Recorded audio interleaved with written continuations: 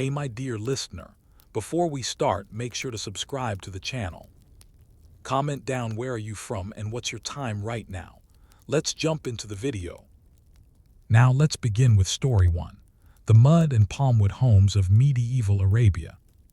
It is hard for you to imagine, from your modern chair or soft bed, just how brutally hot the world could be for the medieval Arabs who lived along the interior plateaus, the coastal plains, and deep into the oases of Arabia. These were not regions of lush green valleys or forested shade. They were hard-baked lands, scorched under skies that did not know rain for months on end. In these lands, temperatures frequently reached above 45 degrees C, 113 degrees F during the summer, and the air shimmered with dry heat. And yet, life thrived. But how? This is the story of how ordinary people, not sultans or conquerors, found a way to build homes that could breathe in the heat. Homes that defied the desert sun, not with grand engineering feats, but with humble materials. Mud, palm wood, reeds, and knowledge passed down silently from generation to generation. The geography of survival. Begin in the Arabian Peninsula, around the 8th to 12th centuries. The Abbasid Caliphate has expanded, trade is flourishing along caravan routes, and Islam has brought both unity and diversity to this part of the world. But while the cities grew, most people lived in rural or semi-urban settings, trying to tame a hostile landscape. In these places, the environment was more than a backdrop, it was an ever-present force. The desert did not forgive architectural mistakes. A wall placed without consideration of the sun's angle or a ceiling made too thick or thin could turn a house into an oven. Stone was rare and expensive. So was timber. You had to work with what the land gave you. And the land gave palm trees, mud and clay. Palm trees, the silent architects. To understand how these homes worked, you need to understand the palm tree not as a fruit-bearing tree, but as an engineering material. Palm trunks are tall, fibrous, and surprisingly flexible. They aren't strong enough to support massive weight like cedar or oak, but they are perfect for horizontal beams, ceilings, or wall supports. Builders learned to split trunks or leave them whole, depending on the structure's need. The fibrous bark made excellent rope and bindings. Then there were the fronds, long, arching leaves that could be dried and woven into mats, window shades, ceiling panels, or even lightweight doors. In some homes, frond mats were used as insulation layered thickly beneath a clay roof to reduce solar absorption. But palm trees rot if exposed to water for long. That seems like a small concern in the desert, until you realize that these homes also had to deal with occasional flash floods. So builders lifted their walls slightly or added stone foundations when possible. Over centuries, people learned, not all palms are equal. The trunk of the date palm was preferred, and the materials would often be chosen based on specific local species. The knowledge of which tree to use and how to treat it was not written, it was inherited. The mud brick, a simple marvel. Perhaps the most overlooked technology in the medieval world was the mud brick. Common in Egypt, Mesopotamia, and Arabia, it was made by mixing mud, sand, straw, and sometimes animal dung, then packing it into wooden molds. These were left to dry in the sun for days. The result was a porous, surprisingly strong material that held up well in dry climates. But it had a secret advantage: it breathed. Mud brick walls absorbed heat slowly. In the blazing sun, the outer layer of the wall would warm up, but the inside remained cool. At night, the heat radiated back out. This process, known today as thermal mass regulation, was understood instinctively by builders. Roofs were often flat and made of palm beams overlaid with palm fronds and compacted mud. Some regions added lime plaster or clay coatings to reduce erosion and reflect sunlight. When combined with high ceilings and thick walls, these homes could remain 20–30 degrees cooler than the outside environment. Imagine walking into one of these homes at midday. Outside, the sun is a white inferno. Inside, it's dim, dry, and surprisingly cool. Not air-conditioned, but bearably human. Courtyards and cross breezes. But the real innovation came with the design of the home. Homes were often built around an open-air courtyard. This was not just for aesthetics or gardening. The courtyard created a central cooling shaft, allowing heat to rise and escape while drawing in cooler air at lower levels. In the evening, the courtyard would collect the cooler night air, which slowly circulated into the house's rooms. Windows were small, high, and often covered with palm frond screens to block the sun while letting wind pass through. In some wealthier homes, walls were punctuated with mashrabiyah wooden lattice windows that provided both privacy and ventilation. If the town or village had access to wells or canals, some homeowners placed water jars or basins in the courtyard or just beneath windows, cooling the air as it passed over them. All of this built without blueprints or architects, just ordinary people responding to generations of trial and error. Adaptation across regions. It wasn't one design. Villages near the Red Sea coast built homes with different ratios of wood to mud depending on humidity. In Oman, where stone was more available, walls were mixed stone at the base, mud brick above. In southern Iraq, where marshes existed, homes were sometimes built from reed bundles in an entirely different style. But they all shared principles. Use local materials, build thick, orient for airflow, and always consider the sun. You might wonder how people coordinated these designs without writing them down. The answer is community. These homes were built communally. Families helped each other. Neighbors shared labor. A boy watched his grandfather build. A girl helped her mother mix straw into mud. Knowledge traveled by hand and eye. Not just for the poor. You might assume this architecture was only for the poor, but that wasn't always true. Even palaces and religious schools used similar principles, though with embellishments. The mud brick might be plastered and painted. The palm wood might be carved or overlaid with decorative panels. Still, the essence was the same: make the heat livable. Why it mattered? This wasn't just about comfort. These architectural decisions enabled life itself in otherwise unlivable environments. A house that remained too hot would lead to heat exhaustion, illness, or worse. A family that could build properly had a better chance of survival. A town that coordinated its home building around air and shade could create communal relief zones. And so, in this boring story of mud and fronds, lies one of the greatest testaments to human adaptation. But that leads us to a deeper question. How did this building knowledge change as Islam spread across the Middle East and into North Africa and Spain? What did the Abbasids do with this humble wisdom? The story of mud brick homes and palmwood roofs in medieval Arabia does not end in the quiet confines of rural oases or dusty inland towns. As Islam spread rapidly through conquest, trade, and scholarship, so too did its practical wisdom. Ideas moved with armies, with scholars, with pilgrims heading to Mecca, and with merchants traveling the caravan routes across deserts, rivers, and seas. But what did this movement mean for architecture? How did the ancient traditions of heat-resistant building travel, evolve, and adapt across different terrains? This section explores how simple knowledge, often overlooked in the grand narratives of empires, became a tool of survival and, in some cases, of beauty. From Medina to Marrakesh, a trade route of techniques.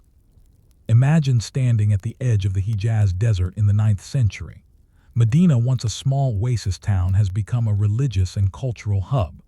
Not only is it one of the 2 holiest cities in Islam, but it's also a key stop for traders, pilgrims, and scholars.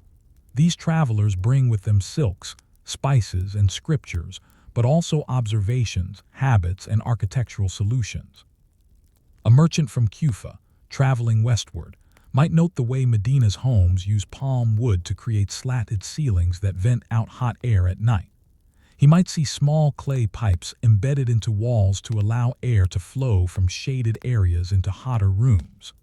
These small, dull details, perhaps not even worth writing down, impress themselves on the minds of observant builders. As this merchant continues west, into Egypt or Tunisia, he tells stories.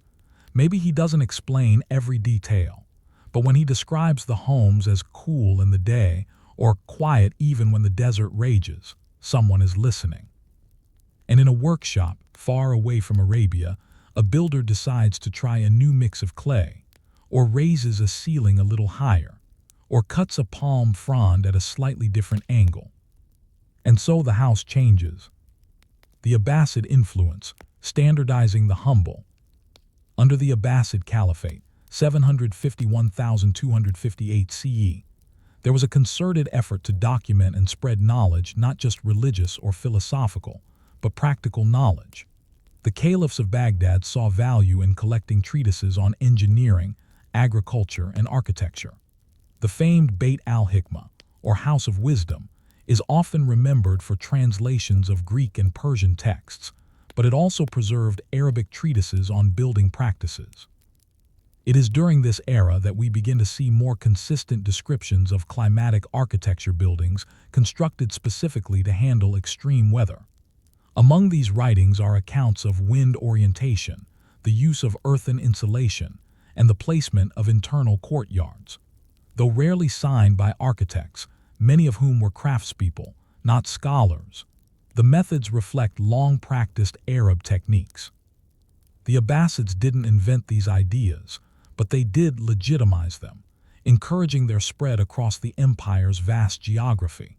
From Morocco to Iran, building techniques based on mud brick and palm wood began appearing in cities far from Arabia.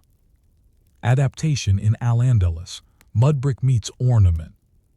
When Muslims entered the Iberian Peninsula in the early 8th century, they encountered a radically different landscape. There were Roman ruins, Visigothic stone churches, and a temperate climate that brought both heat and rain. But in the southern region of Al-Andalus, modern-day Andalusia, the summers were hot enough to make familiar desert techniques still valuable. Arab builders in the city of Cordoba, and later Granada, began to incorporate the core ideas of Arabian climate-responsive design, adapted to local materials. Instead of palm fronds, cypress and cedar might be used for slatted shades. Instead of flat roofs of mud and straw, sloped clay tile roofs became common, but thick mud brick walls and shaded courtyards remained. You may have heard of the Alhambra, the sprawling palace in Granada. Beneath its elaborate arches and decorative plaster lies a skeleton of practical desert architecture. Courtyards cool the air. Reflecting pools humidify dry winds. Thick walls muffle sound and heat. The grandeur is built on centuries of forgotten peasant knowledge. North African cities, dust, mud, and adaptation. In cities like Fez, Marrakesh, and Timbuktu, we see perhaps the purest continuation of Arabian heat-resistant building. North Africa was both culturally tied to Arabia and climatically similar. The result was an architecture that embraced mud brick not as a compromise, but as a philosophy. In the Saharan fringe towns, homes were made from adobe, a close cousin to mud brick, and featured double walls, narrow lanes, and staggered windows to reduce exposure to the sun. Ceilings were made with palm wood, yes, but also woven with reeds and grass, allowing just enough airflow to create microcurrents of breeze. These were not grand homes. Most were 1-2-room dwellings, shared by families, livestock, and grain. Yet they achieved something remarkable: livability in a nearly unlivable climate. Pilgrimage and the transfer of building knowledge. One of the least discussed aspects of architectural diffusion is the Hajj, the pilgrimage to Mecca. Every year, thousands of Muslims from across the Islamic world would walk, ride, or sail to Arabia.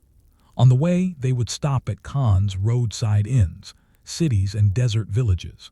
And on the return journey, they would carry home more than memories. A builder from Samarkand might visit Medina and and see how palm mats are used beneath clay ceilings to stop dust. A pilgrim from North Africa might learn to shape mud bricks using concave molds for faster drying. These details were rarely written, but they were remembered. It was a slow process, almost invisible. But over generations, the network of Islamic architecture became increasingly coherent, even across thousands of miles. Not uniform, but familiar. The hidden layer, builders without names. As this story unfolds across lands and centuries, it's worth remembering one thing. We do not know the names of most of these builders.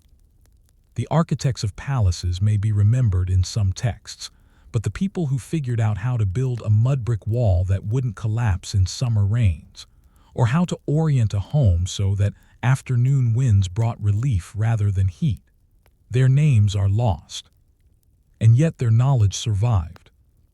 Inscriptions on the walls of rural mosques sometimes include dates, names of patrons, and Quranic verses, but rarely mention builders.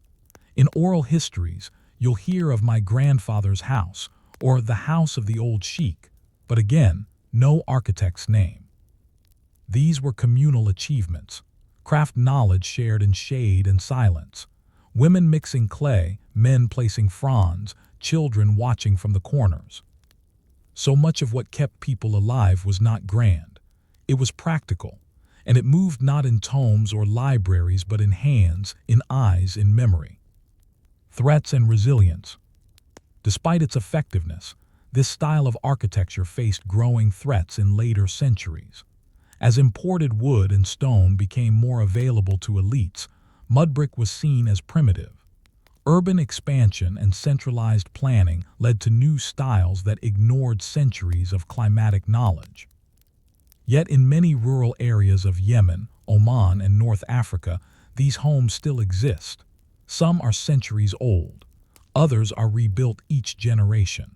A mud brick house may only last 50 years without maintenance, but that's part of its design. It's meant to be rebuilt, renewed, not frozen in time. There is resilience in impermanence. Looking forward. By the 13th century, as the Mongols descended on the Islamic East and the Reconquista advanced in Spain, much of the knowledge sharing across regions began to fragment. But the houses remained. Quiet, thick-walled, shaded by fronds, cooling the people within. So the question remains, what can modern architecture learn from this primitive technology? Can mud and palm still compete with steel and glass? By now you understand that these humble homes constructed from mud and palm wood, built without architects or modern materials, were not just dwellings. They were solutions, legacies, and quiet monuments to survival. But as time moved forward and the world industrialized, the very elements that made these homes effective began to seem outdated. People wanted concrete, glass, fans, electricity, and they forgot. This final section explores what happened next, the slow decline of this architectural wisdom, the consequences of forgetting it, and the unexpected return of ancient techniques in modern sustainable architecture. Colonialism and the displacement of vernacular architecture. The decline of mud and palm homes wasn't immediate. For centuries, even as wealthier families adopted fired bricks, imported timber, and ornate stonework, the majority of the population in Arabia and surrounding regions continued to build as they always had. But by the 19th and early 20th centuries, colonial influence began reshaping not only governments and economies, but entire cityscapes. Colonial administrators, eager to impose their own standards of civilized living, saw traditional buildings as backward. European-style houses with pitched roofs and thin walls utterly unsuitable for desert climates began appearing in administrative centers, replacing the shaded alleys and thick-walled homes that had evolved for centuries. In places like Baghdad, Cairo, and Algiers, the old mud homes were labeled slums, and programs were developed to modernize housing. The new buildings had thinner walls, wider windows, and reflected a European sense of order, but they ignored thermal mass, airflow, and sun orientation. People suffered. Heat trapped in concrete, airflow blocked by symmetry, shade replaced by glare. In some cases, entire quarters of cities became unlivable without mechanical cooling, air conditioning, fans, or even artificial ventilation. And yet the new buildings were seen as progress. Oil wealth and the concrete boom. With the discovery of oil in the Arabian Peninsula in the 20th century, a new era of construction dawned. Cities like Riyadh, Doha, Dubai, and Abu Dhabi transformed from modest desert settlements into towering urban centers. With newfound wealth, the demand for Western-style housing skyrocketed. Concrete became the material of choice. Steel, glass, marble, none of them designed with the desert in mind, flooded the market. Imported labor built structures that had no relation to the environment they occupied. Air conditioning became essential. And slowly, mud brick was relegated to heritage. Tourists admired it in old quarters and preserved neighborhoods, often unaware that, just a few decades prior, it was still a living, breathing part of daily life. The disappearance of the builder's memory. There's a deeper loss here than just a style of home. When mud and palm architecture declined, so too did the informal, intergenerational networks of builders who carried the knowledge. Unlike industrialized building systems, traditional homes required an understanding of climate, soil composition, seasonal timing, and community cooperation. A house couldn't be built quickly or solo. It was slow, messy, collaborative work. You mixed the clay, let it dry, laid each brick with care, raised the roof as a team. By the mid-20th century, much of this memory had dissipated. Few wrote it down. The old builders passed away. Their children, seeking factory jobs or city lives, left behind the mud brick molds and the frond mats. When the air conditioner failed. Ironically, the very technologies that replaced traditional architecture, fans, AC, electric lighting, made modern homes entirely dependent on infrastructure. But what happens when the power fails? In some parts of the Middle East, blackouts during heat waves have reminded communities just how reliant they've become on artificial cooling. Concrete homes become ovens. Steel traps heat. Wide, open designs offer no protection from solar gain. In contrast, in villages where mud brick homes still stood, people reported tolerable indoor temperatures even during outages. No air conditioning, no fans, just centuries-old design doing its quiet work. The question began to stir: had something important been lost? Rediscovery through crisis and sustainability. Starting in the late 20th century and continuing today, architects and environmental designers began to look once more to vernacular architecture, not out of nostalgia, but out of necessity. In regions dealing with energy scarcity or extreme climate change, modern builders asked, how did people survive here before electricity? And the answers pointed to mud, palm, fronds, courtyards, orientation, simplicity. The movement known as bioclimatic architecture or passive cooling design began borrowing heavily from ancient Middle Eastern methods. Research papers cited the wind towers of Yazd, the courtyard houses of Cairo, the mud brick homes of Najd, and the reed houses of the marsh Arabs. New buildings began to incorporate thicker walls, earthen materials, sunshades, and natural ventilation shafts. Even in high-tech cities like Masdar City in the UAE, you can find design elements that echo medieval Arabian building logic. The modern mud house, a quiet return. In some areas, this rebirth is not just theoretical. In Yemen, despite conflict and hardship, entire villages still construct new homes from sun-dried mud bricks, sometimes reaching multiple stories high, cool inside even in summer. In southern Iraq, marsh dwellers still weave reed houses known as mudhifs, which use local materials and are biodegradable and flood-resistant. In Saudi Arabia's Asir region, local initiatives are encouraging the revival of traditional kasbah homes, towering mud brick buildings decorated with natural pigments and geometric motifs. In Oman, some architects have blended palm wood, gypsum, and adobe into new construction, combining tradition with modern safety standards. Builders speak not of luxury but of returning to what works. These homes require more labor, yes, but once built, they ask little of the earth and offer much in return. Lessons in humility and survival. You might ask, what is the lesson in all this?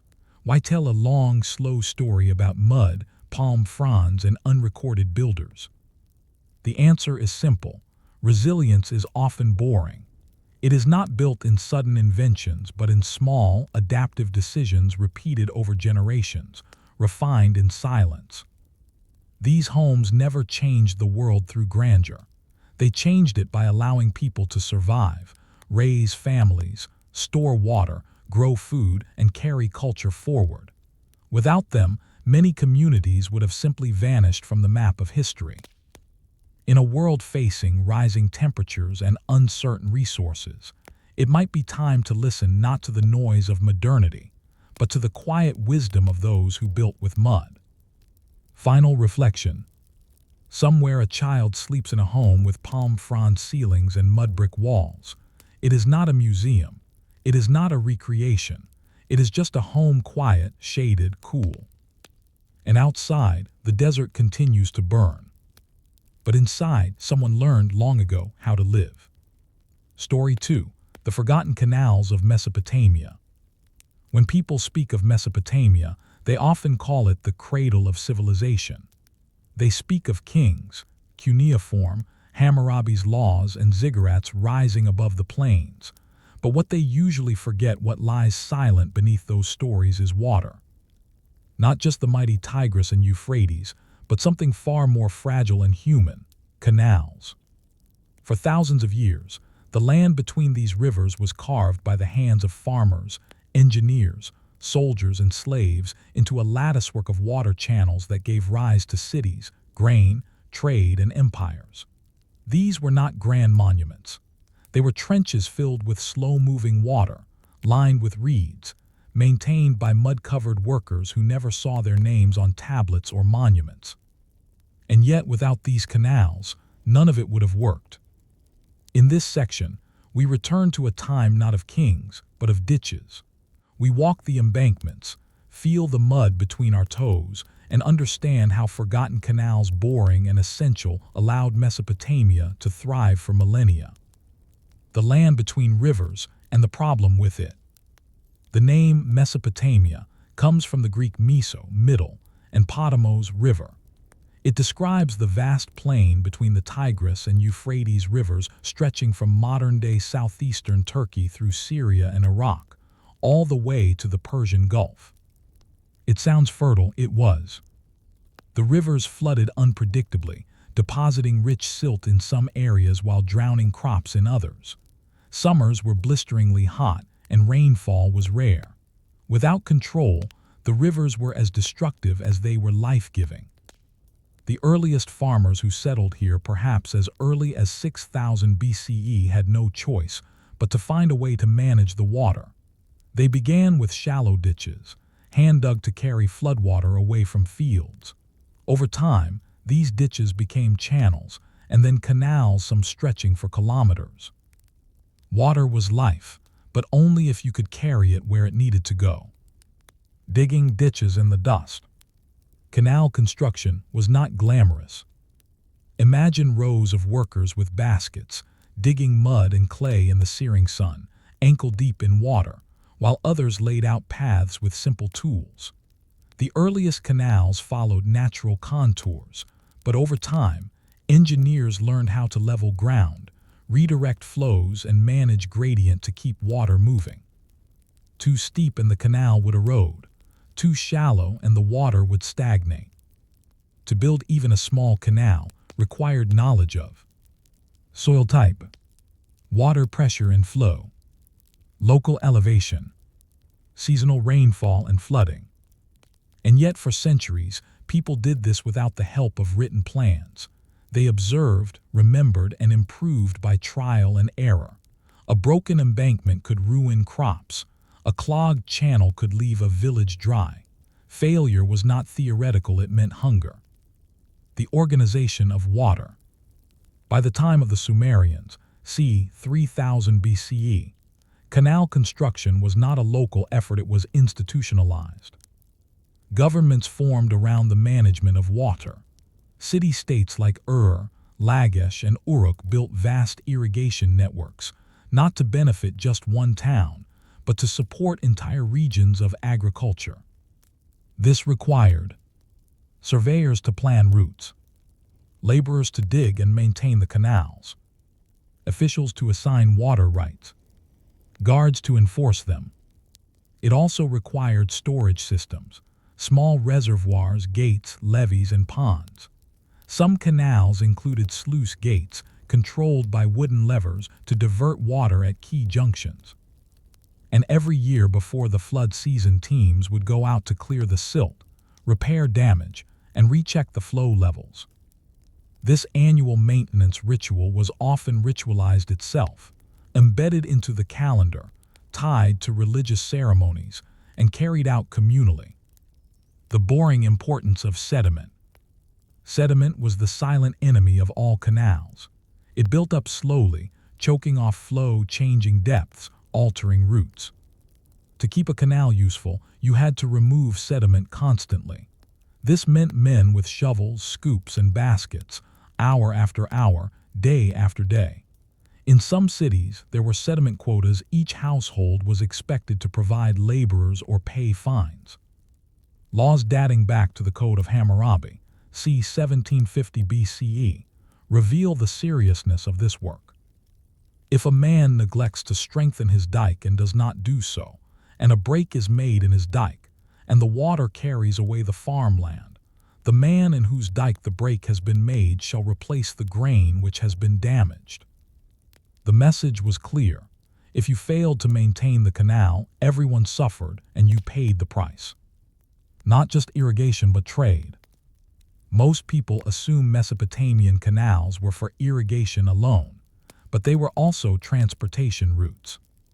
Boats, small and flat-bottomed, plied these canals, carrying grain, reeds, fish, dates, and ceramics from rural areas to cities and back.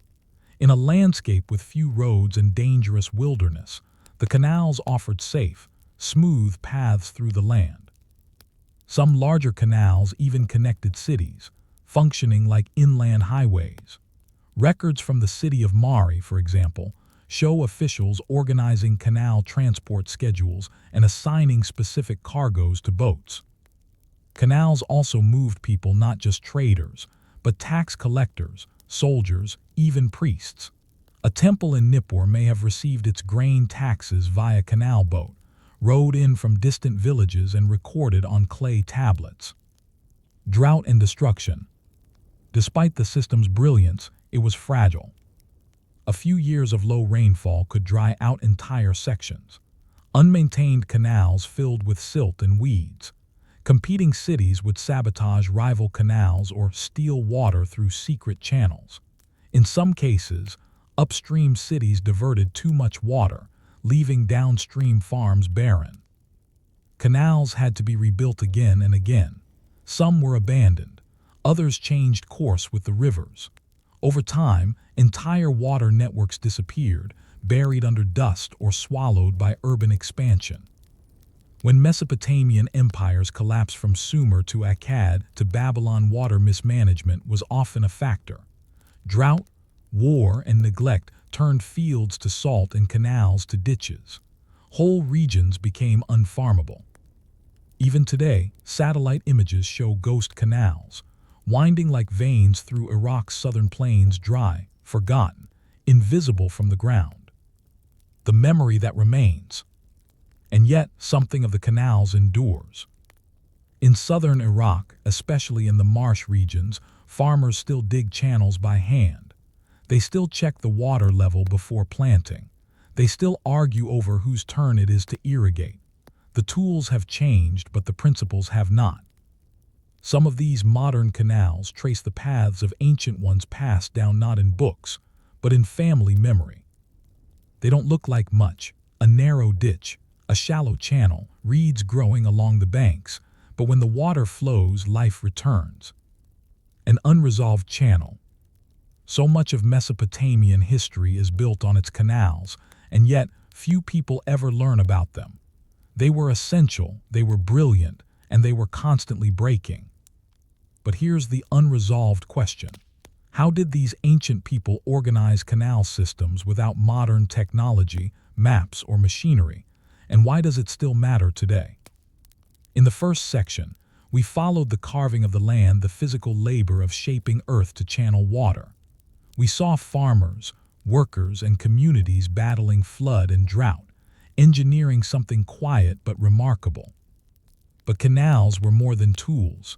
They were instruments of power. In this section, we shift focus from the dirt and ditches to the social machinery that governed Mesopotamia's waterways. We explore how these canals were controlled, who had access, who didn't, and how a simple act like turning a wooden gate could become an act of political domination. If you've ever wondered how something as boring as a trench could hold the weight of an empire, this is your answer. From field to empire, canal as government. Mesopotamian city-states like Uruk, and Lagash weren't just defined by their walls or temples, they were defined by their water networks. Each city had control over specific stretches of canal that fed its fields, supported its temples, and connected it to the broader world. The canals were public in a sense, but access was tightly managed. Without flowing water, there were no crops, and without crops, there was no tax revenue, no trade, no ritual offerings, no city. So controlling water was controlling the state. This led to what some scholars call the first hydraulic bureaucracy, a system of scribes, inspectors, labor foremen, and priest officials whose job was not to govern people per se, but to govern water. The water scribes, quiet architects of control. Imagine this. A scribe sits cross-legged in a small, shaded office built of reeds and clay. In front of him, a wax tablet or clay tablet. On it, he records the flow rates of a secondary canal. Maybe he notes how many men were assigned to dredge the bottom this month. Perhaps he writes an account of a dispute between two farmers over illegal water diversion. These were the water scribes. Not priests, not kings, but vital to the survival of the entire system. Their records tell us which canals were operational, how many workers were assigned to which sections, how long it took to clear silt, when floodgates were to be opened or closed. Some even used proto-mathematics to calculate flow based on canal width and depth centuries, before the formal development of hydrodynamics. Without these records, the whole system risked chaotic collapse. Seasonal rhythms and ritual calendars. Canal use followed a carefully organized rhythm. In early spring, following the inundation season, workers would begin repairs. Silt was removed, broken embankments patched, reed overgrowth trimmed. This was often done under state supervision, with quotas for each household, enforced through temple records or city law. By early summer, irrigation channels were opened, and water flowed through main canals into smaller distributaries. These flows were timed. A field might get water on the third day of the cycle and then again 2 weeks later. Timing was vital. Too early, and the soil would flood. Too late, and crops would wither. And all of this was tied to religious ceremonies. Offerings were made to river gods and guardian spirits of canals. Flood season began with processions. When a canal was first opened, prayers were often said, not just for rain, but for fair distribution. Thus, engineering and theology coexisted, each reinforcing the other. Water theft and conflict. Of course, not everyone followed the rules. Water theft was common and often desperate. Farmers might break small levees at night to divert water to their fields, especially in times of drought. Others bribed canal guards to open sluices early. Some villages even built secret branches, hidden under brush, leading to unauthorized plots. The responses were often swift and harsh. Clay tablets from Lagash describe disputes resolved in courts, with offenders fined or forced to repay neighbors in grain. In more serious cases, canal saboteurs were executed, especially if their actions threatened upstream fields. The stakes were high. One unauthorized cut could drain a canal, depriving dozens of families of water. And if the water didn't return in time, entire harvests could fail. This fragile balance led to frequent inter-village and inter-city conflict.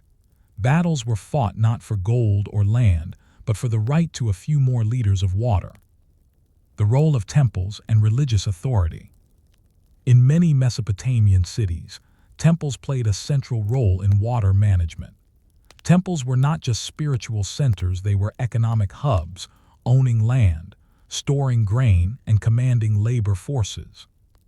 Priests and temple officials oversaw the construction of irrigation systems on temple lands, the management of water allocated to sacred crops, the resolution of water-related disputes within temple precincts.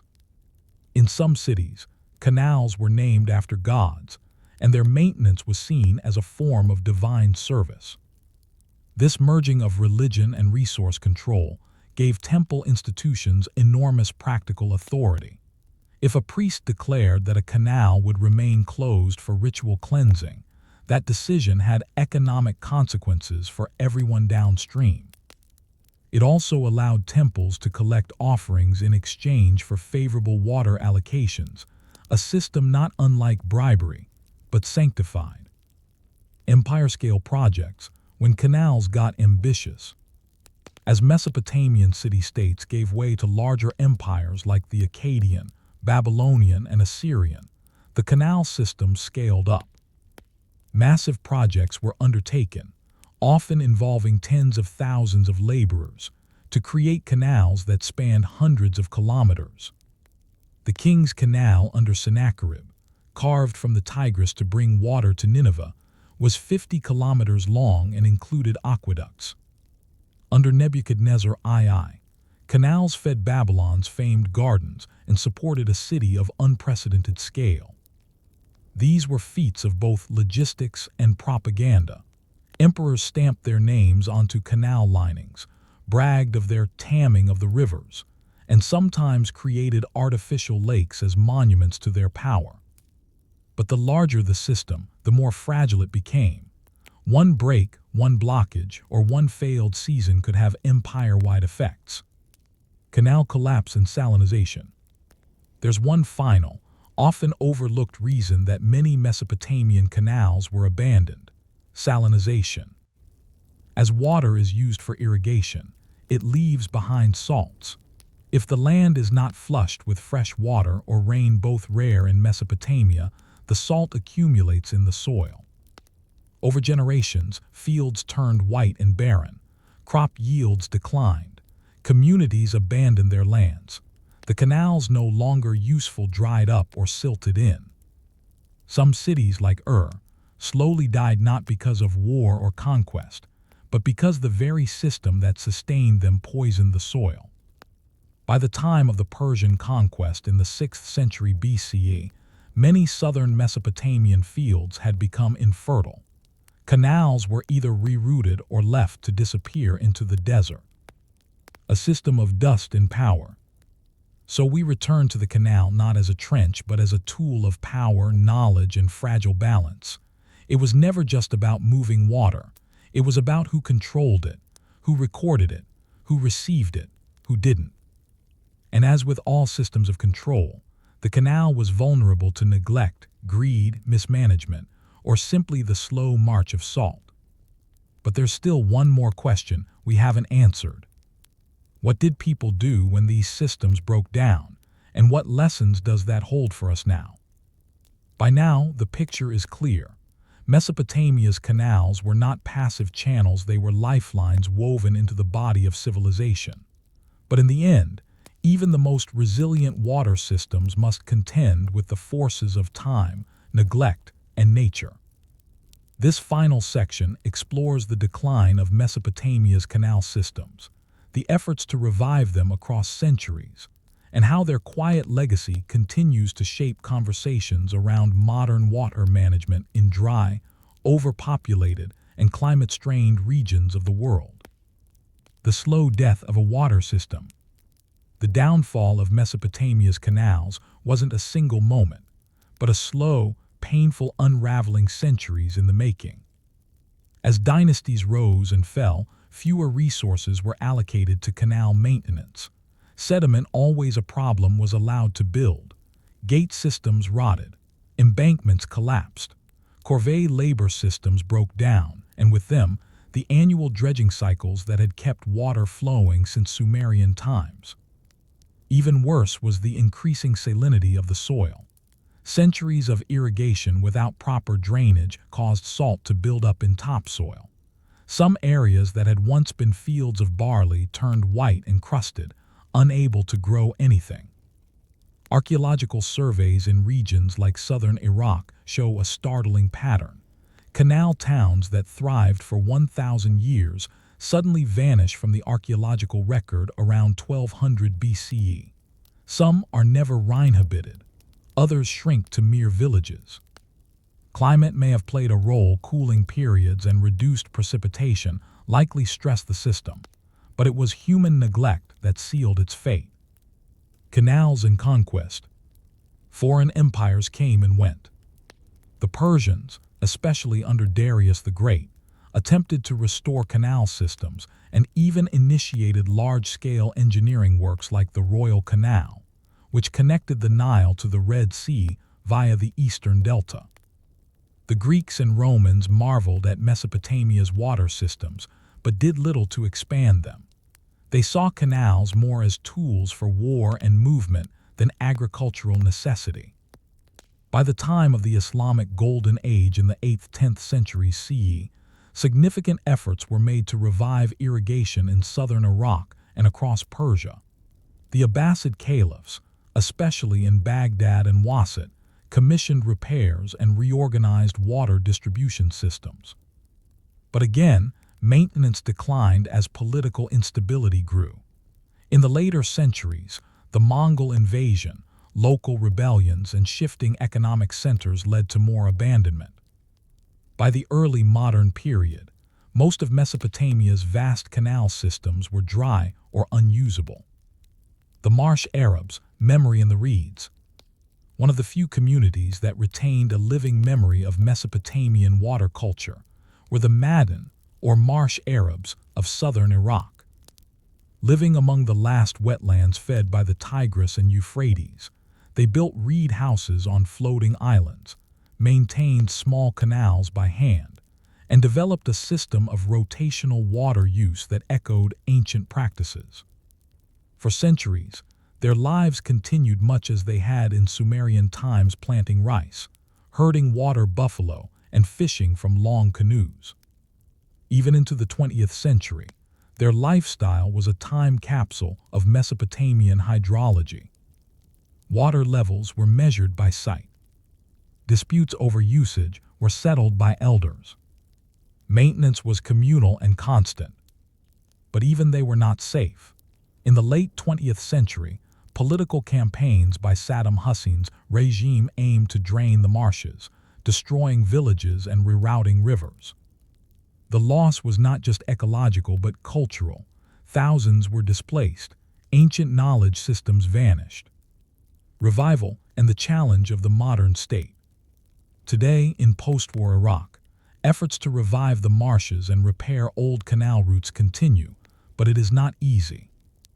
Engineers face a tangled web of dam constructions upriver in Turkey, Syria, and Iran, pollution and poor waste management, fragmented land ownership, loss of traditional knowledge.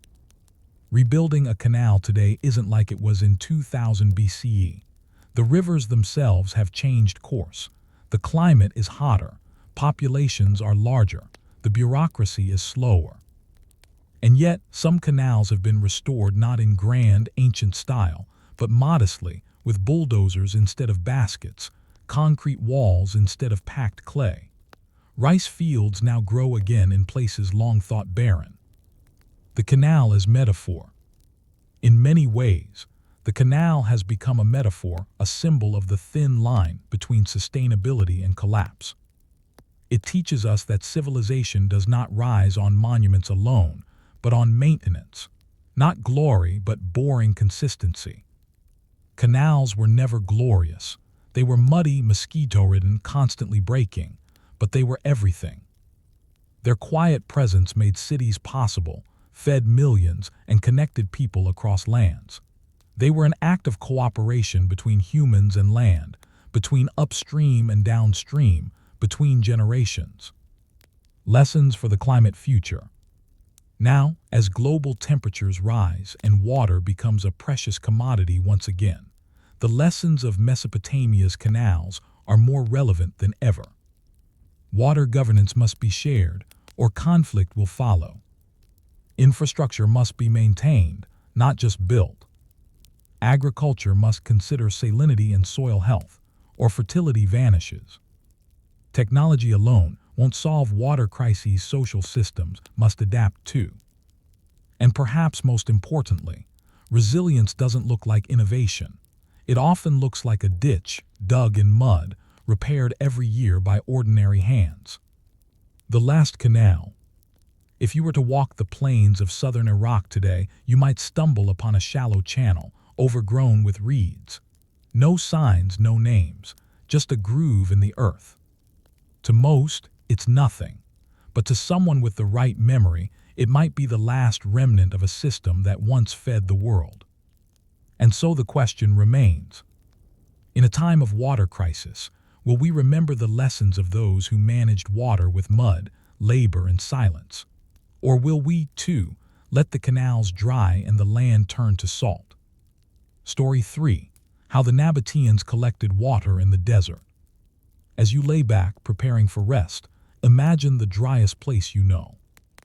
Now imagine trying to build a city there, not a camp, not a cluster of tents, but a stone city of temples, markets, and homes, carved directly into rock.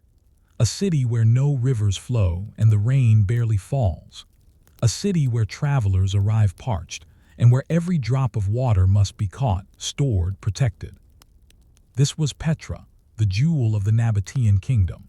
And this is not a story of gold or gods, but of gutters, tanks, and underground channels. It is a story about catching rain in the desert, and doing it so cleverly that tens of thousands could live, trade, and travel where no water should have supported them. In this section, we begin the tale of how the Nabateans, an Arab people of the first millennium BCE, mastered the art of hydraulic engineering without aqueducts, without rivers, and without written blueprints. They made water appear, not through magic, but through quiet, brilliant observation, and then vanished, leaving only stone and a network of empty pipes to remember them. The land that should not have been lived in. Petra is located in what is now southern Jordan, in a mountainous desert region known as the Shara Mountains. The land is rugged, beautiful, and mostly dry. Rainfall averages between 50 and 115 per year, barely enough for scattered shrubs. There are no permanent rivers, only wadis, seasonal riverbeds that might flood with rain once or twice a year, and then remain dry for months. And yet, beginning around the 4th century BCE, the Nabateans began building settlements here. Not temporary camps, but permanent urban centers. They were not the first to live in deserts, but they were among the first to turn water scarcity into an architectural strategy. Their survival depended not on wells or springs, but on reading the land, predicting the rains, and building to catch them. The art of watching the rain. Before they built tanks or pipes, the Nabateans did something simple but often overlooked. They watched the land. They learned to read water trails left in rock. They memorized the shape of dry wadis, where floods would rush after short rainstorms. They studied depressions, natural basins, and erosion paths to find the places where water, however briefly, flowed. This knowledge was passed through generations, orally. There was no formal engineering academy, just shepherds, scouts, and builders, whose job was to remember the land's patterns. And from that memory, they built one of the most sophisticated water harvesting systems of the ancient world. Channels carved in stone. One of the Nabateans' most enduring feats is their use of carved rock gutters, thin channels etched into cliffs, walls, and mountainsides to guide rainwater to safe storage. These channels were not random. Each was angled precisely to catch overland runoff before it disappeared, slow the speed of water to reduce erosion, filter out debris, lead it toward cisterns and storage tanks. To walk the cliffs near Petra today is to see these narrow grooves, often no wider than a hand, silently tracking along the contours of stone. Some run for hundreds of meters, vanishing into what looks like solid cliff only to reappear near a tank hidden beneath a temple or courtyard. They collected every drop. Cisterns, the Nabatean reservoir. What do you do with the water once you catch it? You store it. The Nabateans built hundreds of cisterns, large underground tanks carved directly into rock, sometimes lined with hydraulic plaster to prevent leakage. Some were small for family use. Others were city-scale, capable of holding tens of thousands of liters. To reduce evaporation, cisterns were covered with narrow openings or slanted roofs. Some had sediment traps at their inlets. Others had steps descending into the chamber, so water could be drawn even as the level dropped. In some places, the cisterns were connected, one filling another, creating a network of storage far larger than any one tank. And the most important feature, they were invisible. The water was hidden, protected not just from evaporation but from enemies. Wadi dams and flash flood harvesting. The desert doesn't give water gently, it lashes it out in sudden storms. When rain does fall, it falls hard, filling wadis with violent torrents. If uncontained, these floods erode everything. But the Nabateans turned that risk into opportunity. They built small dams across key wadis not to hold water forever, but to slow it. These dams reduced erosion, allowed silt and sediment to settle, diverted water into side channels that led to cisterns or gardens. Unlike Roman dams built to last decades, Nabatean dams were often seasonal, rebuilt after floods, maintained communally, used for survival, not spectacle. These structures allowed them to use floods without being destroyed by them. Terraces and gardens in the rocks. Water is only useful if it supports life. The Nabateans used captured water to grow food, not just store it. They built agricultural terraces, flat platforms dug into hillsides, bordered by stone retaining walls. These collected runoff, slowed water, and allowed it to soak into the soil. They planted grapes, olives, figs, grains. Each plant matched to a specific microclimate, soil type, and water level. This was not random planting. It was deliberate, resilient design. Some gardens used graywater from homes. Others relied on flood harvesting. All of them were based on efficiency. And where the land was too rocky, they built gardens in container stone basins filled with transported soil and watered drop by drop. How did they know? This is the question that stirs quietly at the edge of the story. How did the Nabateans, with no books or formal maps, build such an advanced system? The answer seems to be careful observation, oral tradition, and trial and error over centuries. They lived close to the land. They studied it. They listened to old men who remembered where the water once flowed. They adapted after floods. They built, failed, rebuilt better. And crucially, they never tried to defeat the desert. They cooperated with it. Petra's secret. Petra, the magnificent capital of the Nabatean kingdom, was not possible without water. Caravans passed through the city. Traders stayed for weeks. A city of stone and splendor in the heart of the desert existed not because of wealth, but because of gutters and tanks. The city's most famous monument, Al-Khazne, the treasury, has towering columns and carvings, but behind it, water channels run. Cisterns lie beneath courtyards. Every plaza is shaped to catch rain. The grandeur distracts, but the survival depended on water you never see. An unfinished flow. And so we end this first section with a thought, perhaps unresolved. Why did a people so gifted with water vanish from history? And what did they leave buried beneath the sand? In the first section, we traced how the Nabateans survived in a nearly waterless land by learning to watch, catch, and store rainfall. We saw the outlines of their ingenuity: gutters, cisterns, flood diversion systems, and terraces. But these methods were not just tools of survival. They were also the foundations of power, trade, and urban life. In this section, we explore how the Nabateans transformed hydraulic knowledge into a kingdom of prosperity, anchored by Petra, but stretching far beyond. We uncover the scale of their water systems, the integration of water into every aspect of public and religious life, and the subtle strategies they used to manage the politics of scarcity. This is not just desert survival, it is desert dominance, built one drop at a time. The expansion of a water-dependent kingdom. The Nabatean kingdom emerged as a trading power between the 4th century BCE and the 1st century CE. At its height, it controlled much of modern-day Jordan, parts of Saudi Arabia, southern Syria, and even touched into the Negev desert in Israel. These were not lush territories. Most of their settlements were established in arid or hyperarid zones, where annual rainfall was unpredictable at best. Why expand here? Because the Nabateans were experts at one thing most others were not: making dry land livable. They could settle trade outposts where no one else could. Their engineers could build in rock and sand what other kingdoms required rivers to support.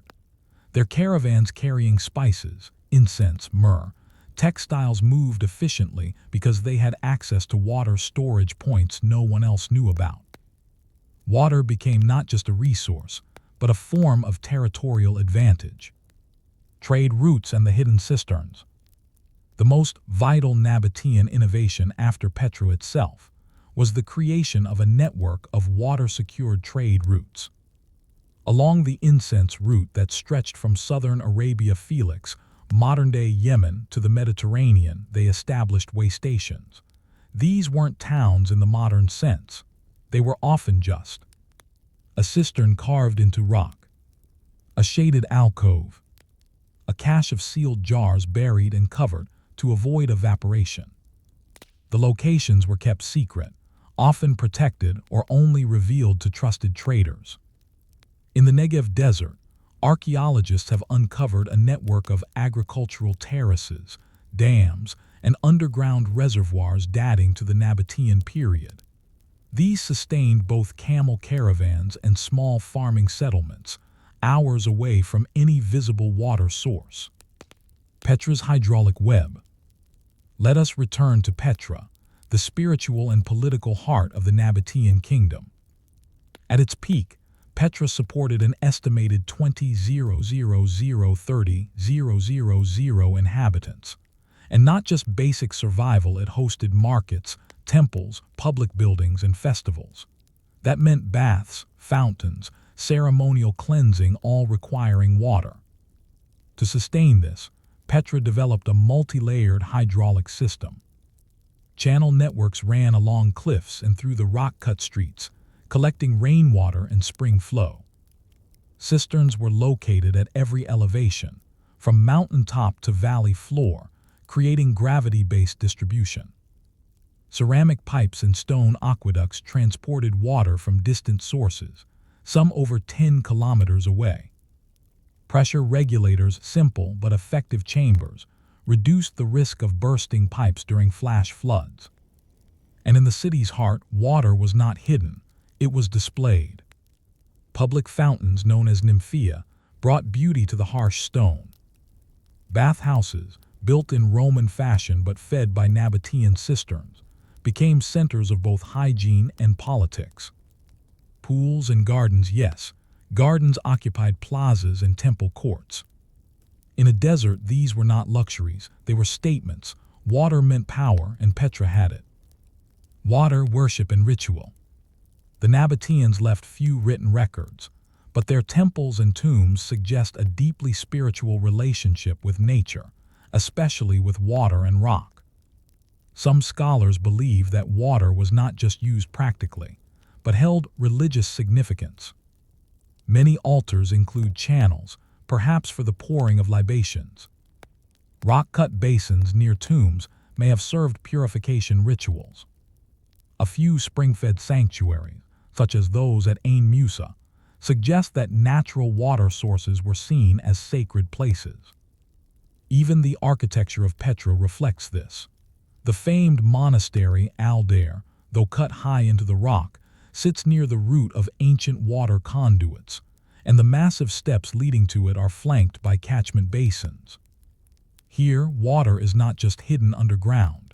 It is invited into sacred space, controlled but not conquered. Managing the politics of scarcity. Water systems create hierarchies, even in egalitarian communities. In the Nabatean kingdom, access to water likely followed complex, unwritten rules. Families with cisterns close to their homes would have more consistent access. Those living uphill might receive runoff last. Yet the infrastructure suggests a surprisingly communal logic. Most cisterns are public in design, large, accessible, centrally located. Diversion channels are carefully routed to share water across districts. Maintenance paths and sediment filters imply regular upkeep by multiple parties. It's possible the Nabateans practiced a form of rotational access, where water was distributed based on need, season, or status. But so far, we have no tablets or inscriptions to confirm this. What is clear is that the system was designed for durability, not hoarding. No single source could dominate. The strength of the kingdom was in its distributed resilience. The Roman arrival and technological convergence. In 106 CE, the Roman Empire annexed the Nabatean kingdom, and Petra became part of Provincia Arabia. One might expect the Romans to replace Nabatean systems with their own large aqueducts, public baths, and central water towers. But the opposite happened. Roman engineers seemed to respect and integrate Nabatean infrastructure. In some cases, they improved it, reinforcing stone channels with concrete linings, adding decorative facades to public fountains, expanding the bathhouses. But the core collection and storage system remained Nabatean. Why? Because it worked better than anything Rome could import into the desert. This rare case of imperial deference speaks volumes. An infrastructure without scripts. One of the most fascinating and frustrating parts of Nabatean history is the absence of detailed records. We have no treatises on engineering, no step-by-step plans for cistern construction, no documents outlining maintenance schedules. And yet, the systems are remarkably consistent across hundreds of kilometers. Builders in Petra, the Negev, and northern Arabia all use similar slopes, filtration designs, and sealing techniques. This suggests a non-literate engineering culture, one where knowledge was transmitted vocally, visually, communally. Today, modern engineers still puzzle over how cisterns were waterproofed so effectively without Portland cement. Some believe natural additives like bitumen, lime, and clay ash were used. Others think repeated usage helped seal leaks over time. Whatever the method, it worked and it lasted. Still flowing, still dry. Even now, Petra's water systems show signs of their former power. In especially rainy seasons, tourists report water trickling along ancient channels. Archaeologists have seen restored cisterns filled during storms. The infrastructure still functions in pieces. But most of it lies dry, not because it failed, but because the people who maintained it disappeared. Which leaves us with a strange silence, a desert city, once made fertile by intelligence and stone, now abandoned not to climate, but to time. A quiet puzzle.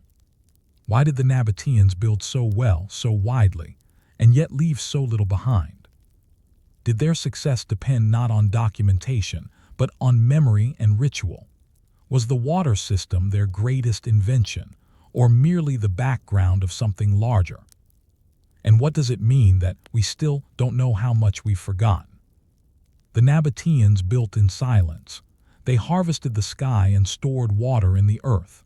They carved cities into rock and channeled floodwaters through deserts, and then they disappeared.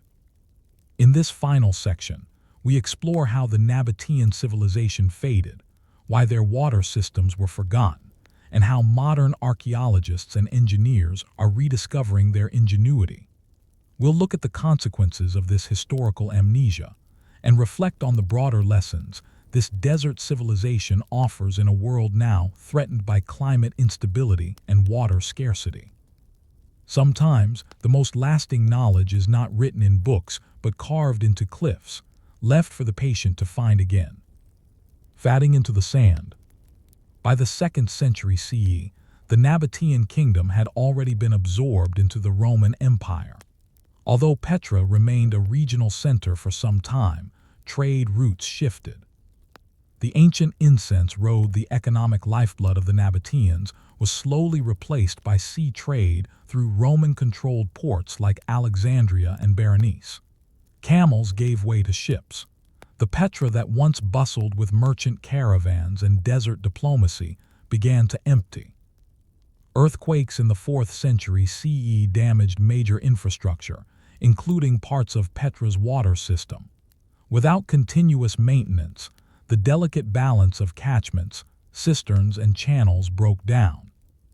By the 7th century, with the rise of Islam and the political reordering of the region, Petra was a ghost city visited only by occasional travelers, used as shelter by Bedouin tribes, its grandeur hidden by time and sand.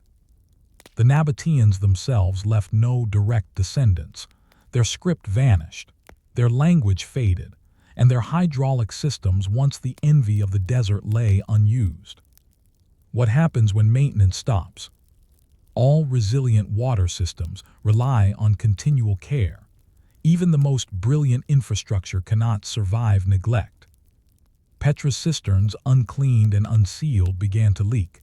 Channels filled with sediment, filters clogged, wall linings cracked and eroded. Desert winds carried dust into once pristine reservoirs. Without people to repair the joints and scrape the silt, the water stopped flowing. The absence of water eventually made Petra uninhabitable, and with no one living there, the systems that had supported tens of thousands for centuries fell silent. It wasn't failure, it was abandonment. The rediscovery, 19th century curiosity. For over 1,000 years, Petra remained largely unknown to the outside world. Then, in 1812, Swiss explorer Johann Ludwig Burckhardt disguised himself as a Muslim pilgrim and became the first European in centuries to witness Petra. He reported vast tombs and temples carved from rose-colored stone, but he also noted channels and basins, clearly shaped by human hands. Over the next 150 years, archaeologists began to map the hydraulic landscape of Petra. Cliffside gutters running kilometers across rock faces. Carved basins in temple courtyards. Massive underground cisterns, some still partially intact. Hidden check dams in wadis once thought natural. By the late 20th century, teams of archaeologists and hydrologists were working together to reconstruct the logic of Petra's water system. And what they found was more than impressive. It was startlingly effective. Modern engineering in ancient dress. In the last 2 decades, Petra's water infrastructure has become a subject of engineering admiration. Hydrologists have modeled its cistern systems and found that even today, Petra could sustain a population of 30,000 if its full network were restored and managed. Some of its design features are now echoed in modern sustainable architecture. Passive water harvesting, catching rainfall from surfaces and redirecting it to storage. Gravity-fed distribution, reducing energy use by designing with elevation in mind. Terrace agriculture, preventing erosion while maximizing minimal rainfall. Greywater recycling, using household runoff to irrigate crops. In an age of water crises and climate change, these techniques once viewed as primitive are being reintegrated into modern systems, especially in arid regions like California, Australia, and the Middle East. Petra today, a city of echoes. Walk through Petra now and you will hear footsteps on stone paths. You'll see tourists, guides, and camels. You'll find shops and stalls. But if you look closely, you'll see narrow grooves running along the rock where no road passes. Openings high on cliff walls, leading to long dry cisterns. Sloped courtyards where water once pooled. Stone steps descending into darkness, not tombs, but tanks. These are not decorations. They are tools forgotten but not erased. Archaeologists working today use drones, LiDAR, and satellite imaging to detect entire hydraulic systems buried beneath centuries of sediment. Some are being cleaned. Others are being mapped and modeled. Still others are simply left, waiting for someone to notice. What the Nabateans teach us. This is a story about water. Yes, but more than that, it is a story about understanding limits, working with nature, and building systems that endure without dominating. The Nabateans did not seek to defeat the desert. They studied it, adapted to it, and shaped their cities around its rhythms. They built systems meant to be used, repaired, and passed on, not to last forever untouched, but to last as long as someone cared for them. Their collapse came not from bad design, but from disuse. And in that, perhaps, is the greatest lesson. Resilience depends on participation. The final thought. A people with no formal writing system built one of the most sophisticated water harvesting networks of the ancient world. They left no instruction manual, just channels in rock and empty tanks in the ground. And so the final question lingers. If the Nabateans could make a desert bloom with nothing but gravity and knowledge, what excuses do we have today? Story 4. Qanats, Persia's ancient underground water highways. You are walking across a dry plain in the highlands of ancient Persia. The sun is sharp, the earth is cracked. There is no river, no stream, and no trees for miles, only sparse brush and dust, stretching from one low mountain ridge to the next. And yet, at your feet, the ground whispers a secret. Water is flowing beneath you. Not in a buried river, not in a hidden spring, but through a hand-dug tunnel, carefully carved through soil and stone by generations of workers, tilted at just the right slope to let water travel for miles, without pumps, pressure, or magic. This is a Qanat, an underground waterway so quiet, so subtle, that it could turn a desert into a garden and keep a city alive without anyone seeing the river that fed it. This section begins the story of the Qanat system, one of the most boring, brilliant, and long-lasting hydraulic technologies in human history. Invented in the arid plateaus of Persia more than 2,500 years ago, these invisible rivers still flow today. Where water had to be found, not given. The Iranian Plateau, stretching across parts of modern-day Iran, Afghanistan, and Central Asia, is mountainous, dry, and cold in the winter, scorching in the summer. Rainfall is scarce and unpredictable, but tucked beneath the highland slopes are aquifers, natural reservoirs of groundwater formed by centuries of snowmelt from the surrounding mountains. This water was deep, too deep for ordinary wells, and yet the people of ancient Persia found a way to bring it to the surface, not by lifting it, but by tilting the earth itself. The principle of the Qanat. A Qanat is deceptively simple. A mother well is dug deep into the hillside, down to the water table. From there, a gently sloping tunnel is dug outward, sometimes for dozens of kilometers, until it reaches land low enough for the water to emerge at the surface. Along the length of the tunnel, vertical shafts are dug at intervals to remove soil, provide ventilation, and allow inspection and maintenance. The result: water flows by gravity slowly, steadily, and silently from the aquifer in the highlands to the villages and fields below. It flows year-round, unaffected by seasonal changes, and unlike rivers, it is protected from evaporation because it runs underground. No pumps, no engines, just slope and patience. Digging in the dark. Constructing a qanat was slow, dangerous work. A crew of laborers called mukenis would begin by selecting a site using traditional methods, observing soil moisture, vegetation patterns, or old flow paths. They would dig the mother well first, often 40–100 meters deep, using hand tools and baskets to remove earth. From there, the tunnel would be dug by hand, just wide enough for a man to crawl through. Every 20 to 40 meters, a vertical shaft would be sunk to the surface, letting air in and spoil out. Each shaft required precision. The slope of the main tunnel had to be just right, too steep, and erosion would destroy it, too shallow, and the water would stagnate. Some qanats took decades to complete. Others were dug and maintained by family lineages for generations. The only marker of their presence on the surface, a straight line of round, dark holes stretching across the land like the stitch marks of a giant needle. The qanat as infrastructure. Once completed, a qanat was not just a pipe. It became the spine of a community. Its outlet, known as the mazar, was often located near a garden, field, or village square. Water would be divided through channels, sometimes open air, sometimes covered, to prevent evaporation. Some water was sent to irrigation basins, some filled underground storage tanks. In urban centers, qanat water powered mills, cooled ice houses, and fed public baths. In the city of Yazd, one of the driest inhabited cities on Earth, entire neighborhoods were built around qanat-fed water systems, including subterranean houses, cooled by wind towers and qanat airflows.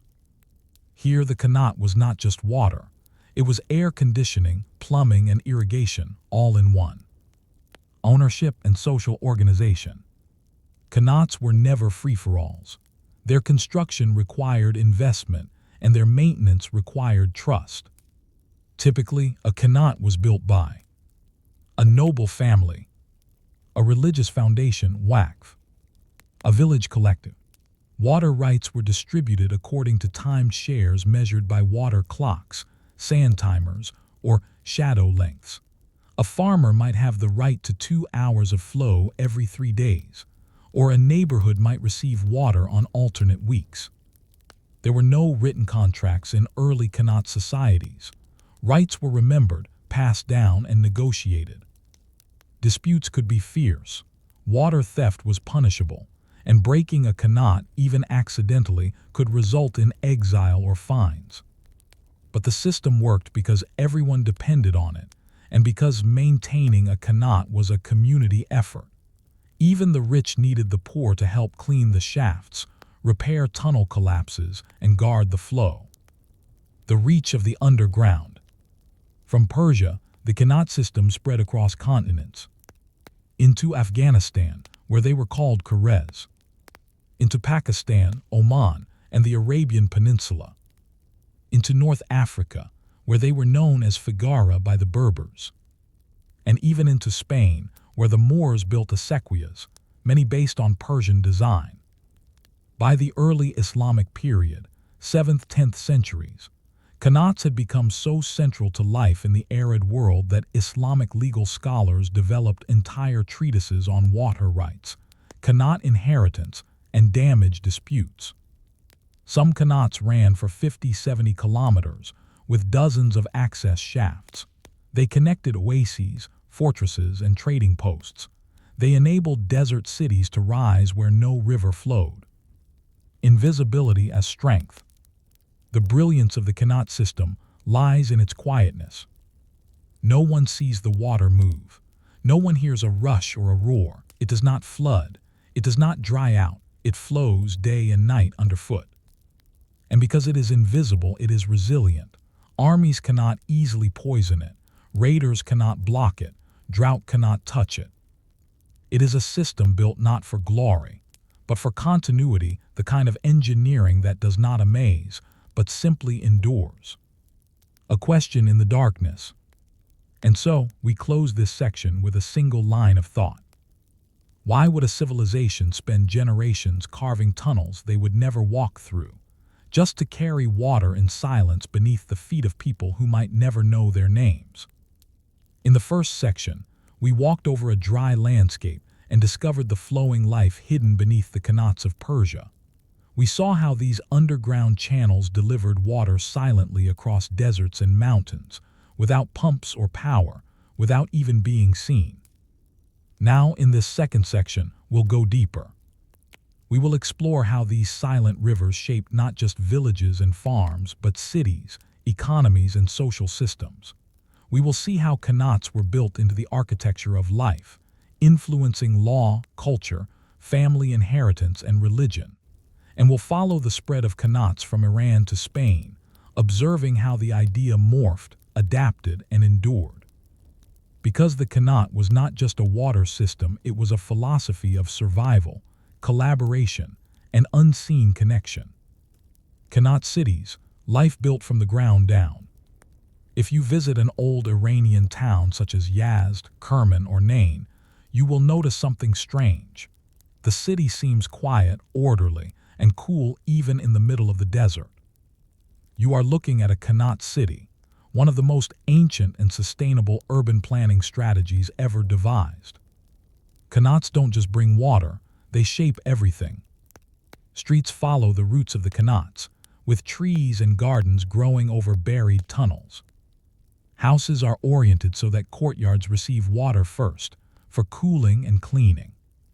Public baths, hammems, mosques, and bazaars are all placed along qanat-fed channels. Some homes have subterranean rooms called Shabstan's underground chambers, built beside qanats for natural cooling during scorching summers. These cities don't fight the climate. They work with it using gravity and shade, water and earth. And at their core, the qanat. Air and water, wind catchers and evaporation cooling. One of the most beautiful integrations of qanat engineering is seen in badgers, or wind catchers, tower-like structures that catch wind and funnel it downward into buildings. When placed over qanat shafts, wind catchers draw cool air from the moist underground tunnels and distribute it into homes and public buildings. This ancient form of air conditioning uses no electricity, no moving parts, no noise. Combined with water from the qanat, these systems could cool even the hottest summer rooms to comfortable temperatures. In Yazd, entire homes were designed around this principle, a feat of passive architecture centuries ahead of its time. Water rights in the time of flow. Because qanat water flows continuously, it must be allocated by time, not volume. For example, a farmer might be allotted 1 hour of water every 10 days. A mosque might receive early morning water, viewed as especially pure. A family may inherit a share of the water clock, passed down like land. In many villages, a water master, murab, was appointed to oversee the scheduling and enforcement of use. This was not a ceremonial position, it was one of deep responsibility. If water was not released at the correct hour, or if someone tampered with the flow, fields would dry. Entire harvests could be lost. Water clocks, sand timers, or sundials were used to measure the flow times, and each share was considered legal property, able to be sold, leased, or inherited. In effect, a person could be wealthy in time, owning nothing but 2 hours of qanat flow during the most fertile week of the month. Religious and ritual aspects of qanat water. Water has deep spiritual meaning in many cultures, but in Zoroastrian Persia, it held a special place. Qanat water was often viewed as sacred because it came directly from underground, untouched by human hands, unpolluted by sun or wind. It was the water of truth in Zoroastrian cosmology. Temples and fire altars were frequently built near or above qanats, and their purification rituals relied on this water. Later, during the Islamic period, wax charitable religious trusts were often created to build and maintain qanats. A landowner might fund a qanat to gain spiritual merit, ensuring free water for a village or mosque for generations. This intertwining of water and faith meant that qanats were not just infrastructure, they were acts of devotion. The inheritance of earth and flow. In Persian culture, land and water are inherited side by side. A plot of farmland is only valuable if the owner also holds the time rights to a qanat. Legal documents from as early as the Sassanid period, 3rd–7th century CE, record the division of qanat time shares among sons and daughters, often measured in fractional hours. If a qanat dried up, the value of the land it fed collapsed. If it flowed well, even the most arid ground could bloom. This complex system of inheritance and time ownership led to some qanats being co-owned by dozens of families, each with their own assigned maintenance duties and legal responsibilities. These networks of co-ownership required constant negotiation, cooperation, and trust. They built not just water systems, but community bonds. The spread of qanats across the world. The brilliance of the qanat system did not remain in Persia. As the Persian Empire expanded, and later under Islamic caliphates, the qanat method was exported across continents. Afghanistan and Pakistan. Qanats are called kurez, still used to water fields in Kandahar and Quetta. Oman and the Arabian Peninsula. Known as Falaj systems, these networks date back 2,000 years and still operate in parts of Oman today. North Africa. The Berbers built Fagara systems in Algeria, with long, sloping tunnels supporting oases like those in Gardia.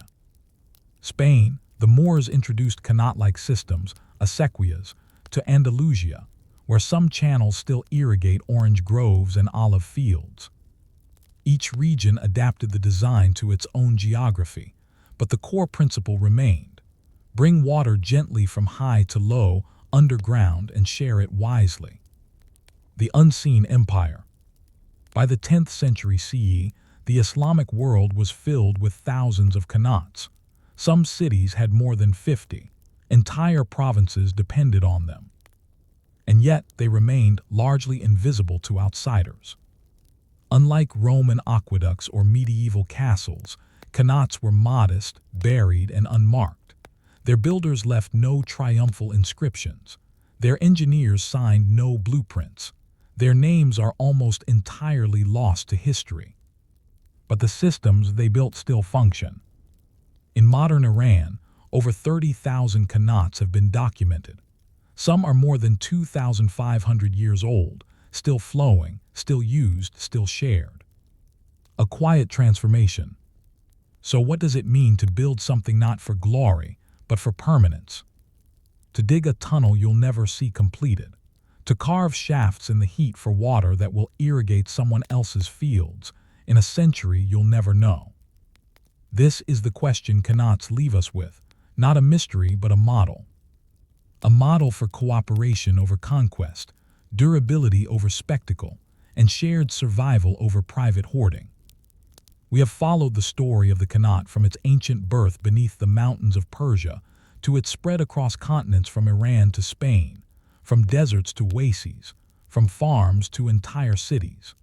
We have seen how this silent, subterranean system did more than carry water, it carried culture, cooperation, and continuity. But nothing lasts untouched.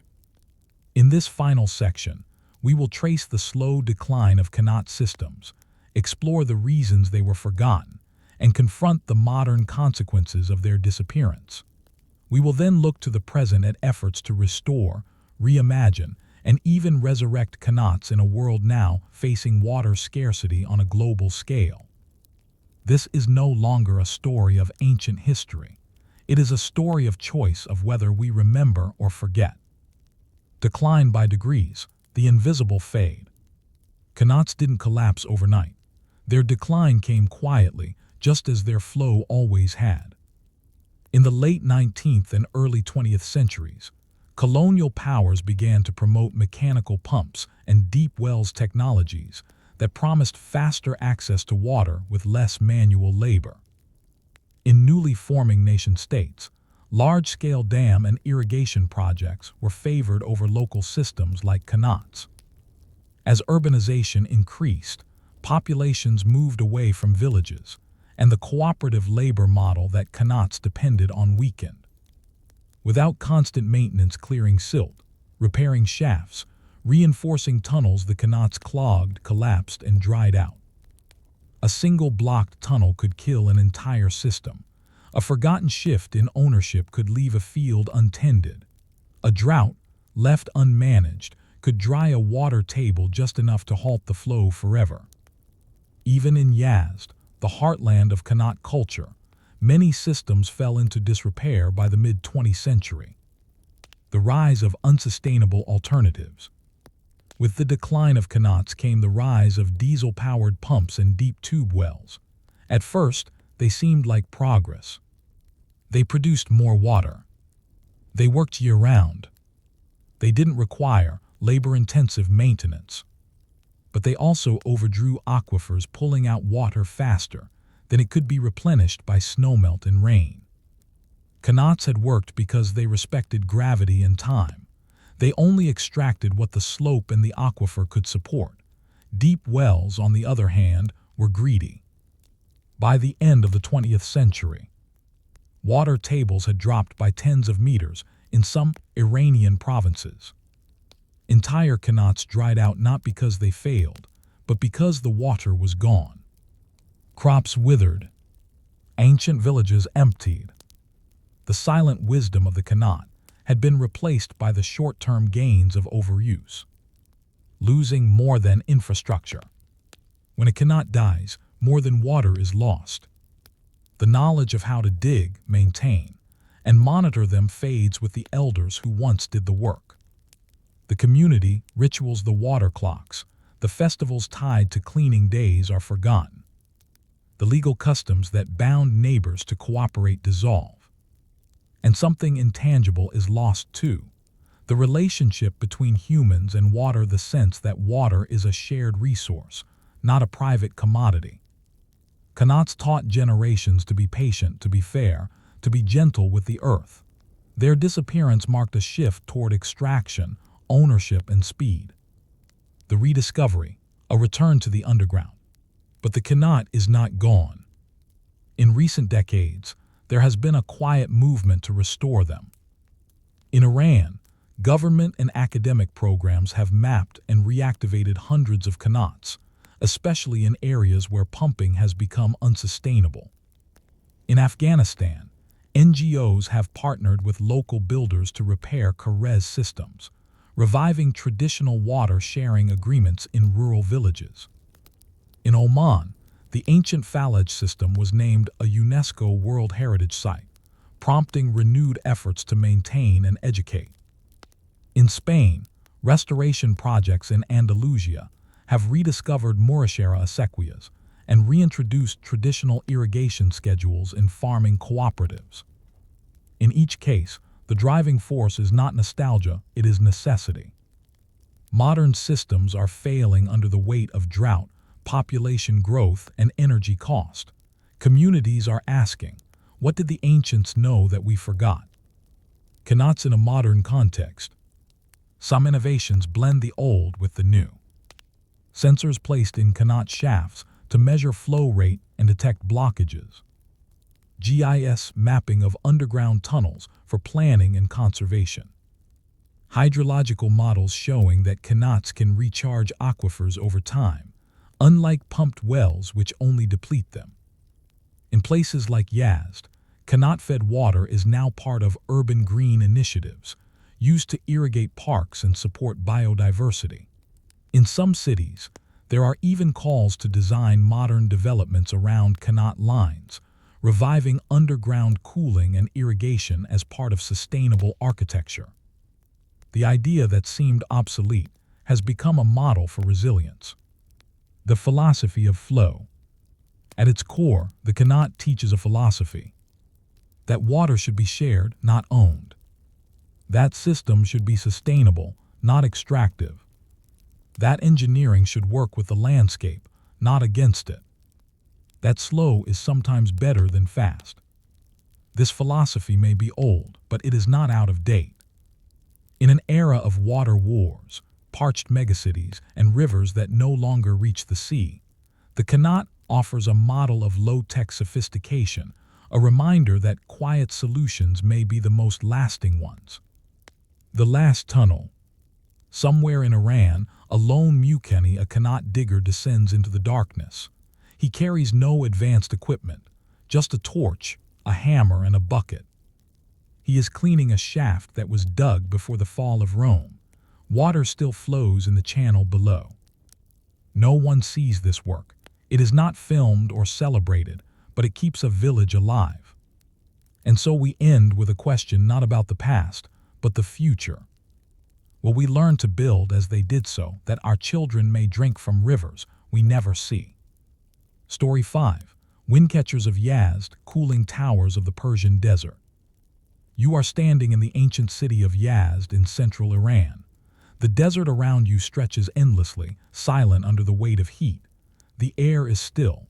The sun is relentless.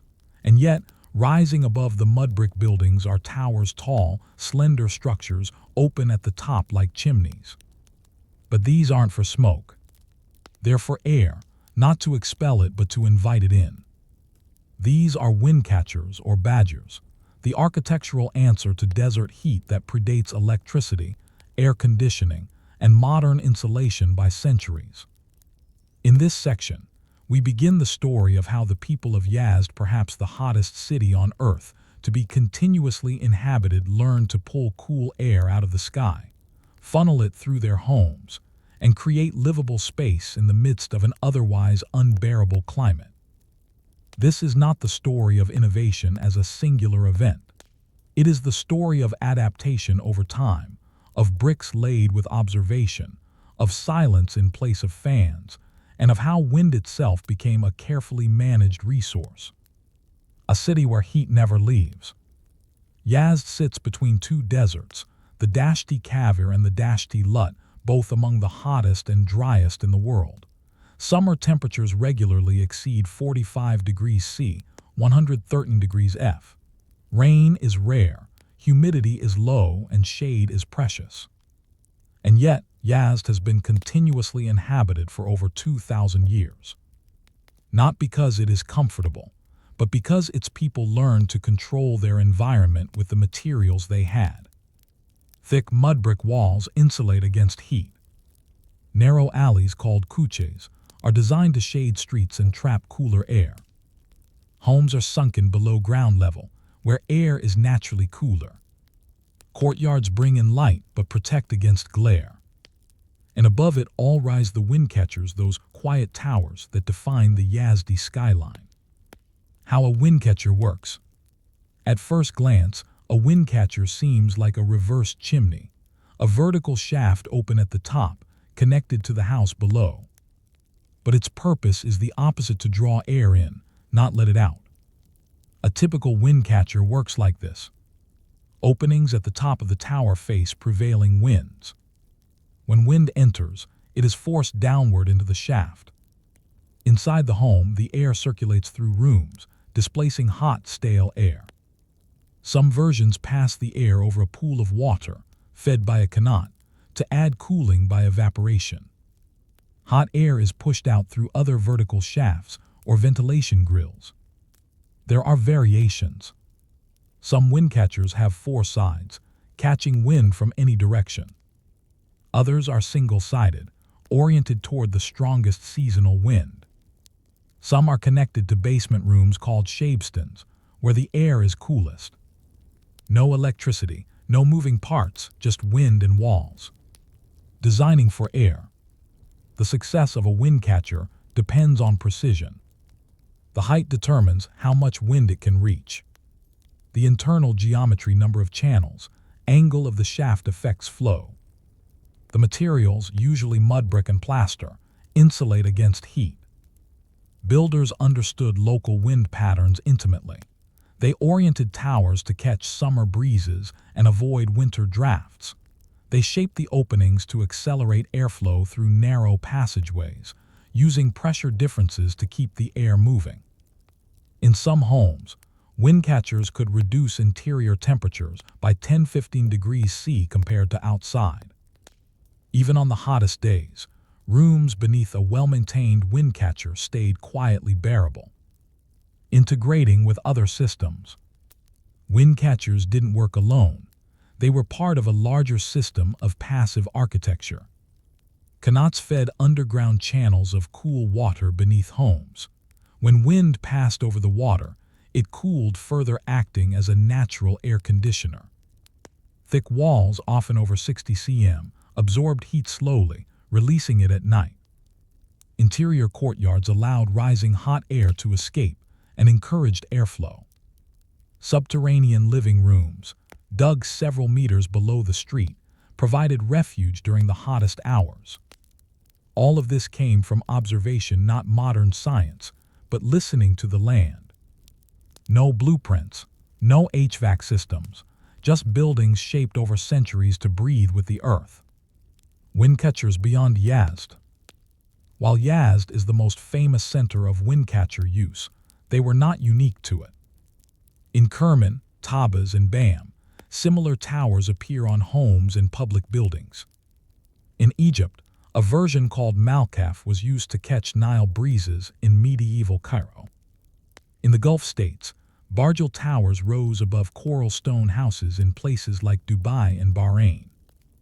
In Pakistan and India, similar air-scooping towers were incorporated into Mughal architecture, often over cisterns or fountains. Each variation responded to local wind patterns, materials, and social customs, but the core idea remained: catch the wind, guide it, cool it, and live with it. Wind for the public good. Wind catchers were not just private luxuries, they were often found on mosques, providing airflow for worshippers; bathhouses, hammams, helping to manage humidity and temperature; caravanserais, cooling rooms for merchants and travelers; markets, bazaars, keeping produce and goods from spoiling. Their presence in public architecture reflects a communal attitude toward comfort, a belief that cool air should be shared, especially in places of service, rest, and prayer. Symbolism and status. While functional, wind catchers were also symbols of refinement and prosperity. Taller towers signaled greater wealth or engineering skill. Some were decorated with intricate brickwork or colored tile. In Persian poetry, the coolness brought by the wind catcher became a metaphor for peace, hospitality, or divine mercy. Yet even the humblest homes in Yazd often had a small wind catcher because, in a city of such heat, cool air was not a luxury, it was survival. A tower that listens. The wind catcher is not an invention that conquers nature. It is an instrument that listens to it. It does not force air. It waits for it. It adjusts to its direction, its speed, its presence. It reflects a philosophy: don't overpower the environment, work with it, understand it, design with it in mind. A lesson written not in books but in walls. The open question. In a world now filled with humming air conditioners and sealed windows, the wind catcher poses a quiet challenge. What have we lost by shutting out the wind, and can we learn again to let it in? In the first section, we saw how the people of Yazd and other desert cities learned to trap wind in tall towers to guide it, cool it, and breathe through it. The badger or wind catcher was no single invention, but a centuries-long practice of watching the sky, shaping brick, and responding to heat without force. Now, we descend further into the lives shaped by these towers. This section explores how wind catchers changed daily life, how they were engineered for specific social and environmental needs, and how they became embedded in ritual, class, and community identity. We also look at the quiet brilliance of their integration with water systems, and how they formed a delicate balance between architecture and atmosphere. In these still, shaded spaces beneath the wind, life moved slowly, and that slowness itself was part of the design. The house that breathed. To truly understand the wind catcher, we must go inside the home it served. The typical Yazdi courtyard house, built of sun-dried mud brick and adobe, was a system of thermal regulation. From roof to floor, it aimed to manage temperature passively. The wind catcher was positioned to feed the main living space, but it didn't act alone. Exterior walls were thick, often more than half a meter, to buffer external heat. Doors and windows opened inward to shaded courtyards, not to the sun-exposed street. Roofs were domed, with air vents to help rising heat escape. Interior rooms were used at different times of day. The shabston, a subterranean living room, was often used for sleeping during summer, fed by the wind catcher's cool air. Every room had a purpose, every breeze had a path. The home didn't fight the heat. It slowed it down, diverted it, let it rest in courtyards and whisper through hallways. This was not convenience, it was survival art. Daily life under a wind catcher. To live under a wind catcher was to live with awareness not of machines or devices, but of breeze, silence, and time. In the early morning, cool air from the night was retained in thick walls and shaded spaces. As the day warmed, wind catchers directed airflow downward, often into a central room or water-cooled chamber. Women cooking in inner rooms relied on the tower to vent hot air upward, while drawing in fresh air below. In mid-afternoon, when the sun was fiercest, families retreated to subterranean spaces, often lit by small skylights and ventilated by the badger. Evenings were spent in open courtyards, where air continued to move gently, and rising warm air escaped back through the tower. There was no switch to press, just a design that knew what it was doing. The social role of wind. In desert societies, architecture affects not only comfort but behavior. Wind catchers helped structure the social rhythm of daily life. In homes, they created private cool spaces for families, especially women, in societies where indoor life was centered around modesty and separation. In public hammams, bathhouses, wind catchers regulated temperature zones. Hot steam rooms cooled gradually through transitional spaces, making bathing a social and healthful activity. In mosques and madrasas, they offered natural ventilation during prayer, reducing reliance on open windows that might admit dust or heat. In marketplaces, covered bazaars were often aligned with wind paths, and roof vents acted like urban wind catchers, channeling airflow along the narrow passages. This kept food from spoiling and allowed longer trading hours in the summer. Cool air enabled social life. It made conversation possible. It made shared space habitable. In the badger, the desert found its breath again. Wind and water, an unseen partnership. One of the most elegant integrations in Persian architecture was the marriage of wind catchers with water. As mentioned earlier, many homes were built over qanats, underground water channels that carried mountain water gently into cities. Where a qanat passed beneath a home, it often fed a basin or reservoir, called a house, placed at the base of the wind catcher. When air was drawn into the tower and forced over the water, it became cooled through evaporation, moistened in an otherwise dry climate, filtered as dust settled out in the moist basin air. This cooled air then rose slightly, creating a convection loop that continued to draw more air through the house. Some larger homes had multiple towers, each tuned to different winds or connected to different water chambers. The home became a breathing organism, with lungs made of clay and wind. Even ice houses, called yakshuls, used this principle, combining thick, conical domes, deep storage pits, and wind catchers to keep ice frozen all summer, in a climate where outside temperatures could reach 50 degrees C. Windcatcher maintenance and knowledge. Windcatchers weren't just built and forgotten. Each year, owners or hired caretakers inspected the shaft interior, looking for blockages from birds or debris, cracks in the plaster or brickwork, erosion of the clay lining.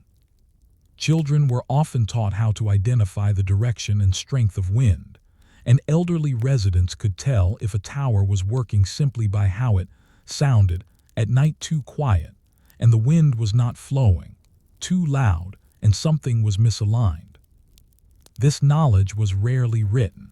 It was embodied, passed through generations. Women, especially, managed indoor airflow, adjusting windows, doors, and partitions to complement the tower's draw. The architecture invited participation. The building and its people worked together. A symbol of urban identity. In Yazd, no two windcatchers are the same. Some are short and square, designed for dense neighborhoods. Others are tall and ornate, attached to merchant mansions or public buildings. Some are octagonal, some triangular, and some incorporate decorative latticework to both block sand and shape airflow. Their silhouette defines the city, rising above flat roofs, catching the earliest light and the latest dusk. Even today, as you walk through Old Yazd, you may spot a tower that is no longer functional but still maintained, out of respect. Because in Yazd, a windcatcher is not just a machine. It is a marker of memory, a vertical signature of the people who refused to let the desert win. When the wind stopped, by the late 20th century, many windcatchers were abandoned. Air conditioners arrived, seen as modern and clean. New construction ignored wind patterns, favoring concrete and glass. Families moved to apartments with sealed windows and fluorescent lighting. Maintenance knowledge was lost, towers clogged, walls crumbled. Some windcatchers were torn down, others were boxed in by new buildings. A few were repurposed as tourist attractions, preserved but no longer functioning. The wind still blows, but fewer homes invited in. A question of design. And so, once again, we are left with a question, one that touches not just on architecture, but on philosophy. What does it mean that we replaced windcatchers silent, cooperative, self-sustaining with humming machines that forget the wind entirely? By now, you know what a windcatcher is. You've walked through its shaded rooms, felt its breeze cooled by stone and time, and understood how it fits seamlessly into a life built to work with the desert, not against it. In Yazd and beyond, it stood as a quiet companion to the heat, never flashy, never noisy, but always working. Now, in this final section, we follow the fate of the windcatcher through its slow decline, its partial rediscovery, and the strange twist of history that has brought it back into focus. We'll examine the reasons why these towers were left behind, how their engineering brilliance was nearly forgotten, and why, in an age of climate crisis, architects and cities are beginning to listen to the wind again. The decline of breathable design. In the second half of the 20th century, windcatchers fell out of favor not because they failed, but because expectations changed. Air conditioning promised instant comfort, uniform temperature, independence from seasons, time of day, or architecture. By the 1970s, many homes in Yazd and other cities began sealing their windows, bricking over courtyards, and shutting down their windcatchers. New homes were built in Western styles, with large picture windows, low ceilings, concrete walls, and central air systems. But those homes forgot the desert. Without thick walls and proper orientation, they became heat traps, dependent on constant energy input to remain livable. The energy came cheap at first, fueled by oil wealth, subsidized electricity, and cheap machinery. But the cost was hidden. in heat islands, in water loss, in cultural silence. The wind stopped moving through Yazd.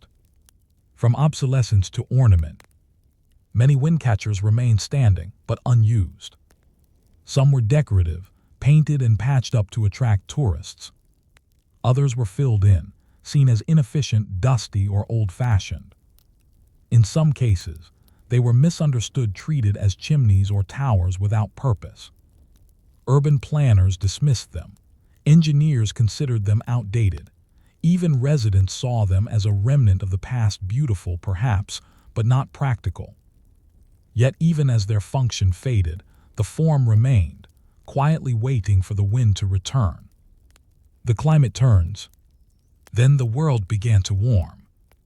In cities across the Middle East, summer temperatures soared past 50 degrees C. Power grids failed during heat waves. Air conditioning, once a luxury, became a requirement for survival. But with rising populations and falling water tables, energy and resource shortages became real. Architects and planners began to ask, what did we used to do before this? And the answer came, again and again, in mud brick, thick walls and towers that caught the wind. The return of the wind. Today, a new generation of architects is looking backward to move forward. In Iran, conservation projects have restored functional wind catchers in Yazd, Kerman, and Kashan, not just for show, but for use. In Dubai, a modern eco-district called Masdar City incorporates wind tower technology based on Persian badgers to cool public spaces without electricity. In California and Arizona, architects are experimenting with passive ventilation towers, modeled on Middle Eastern designs, to reduce cooling loads in desert homes.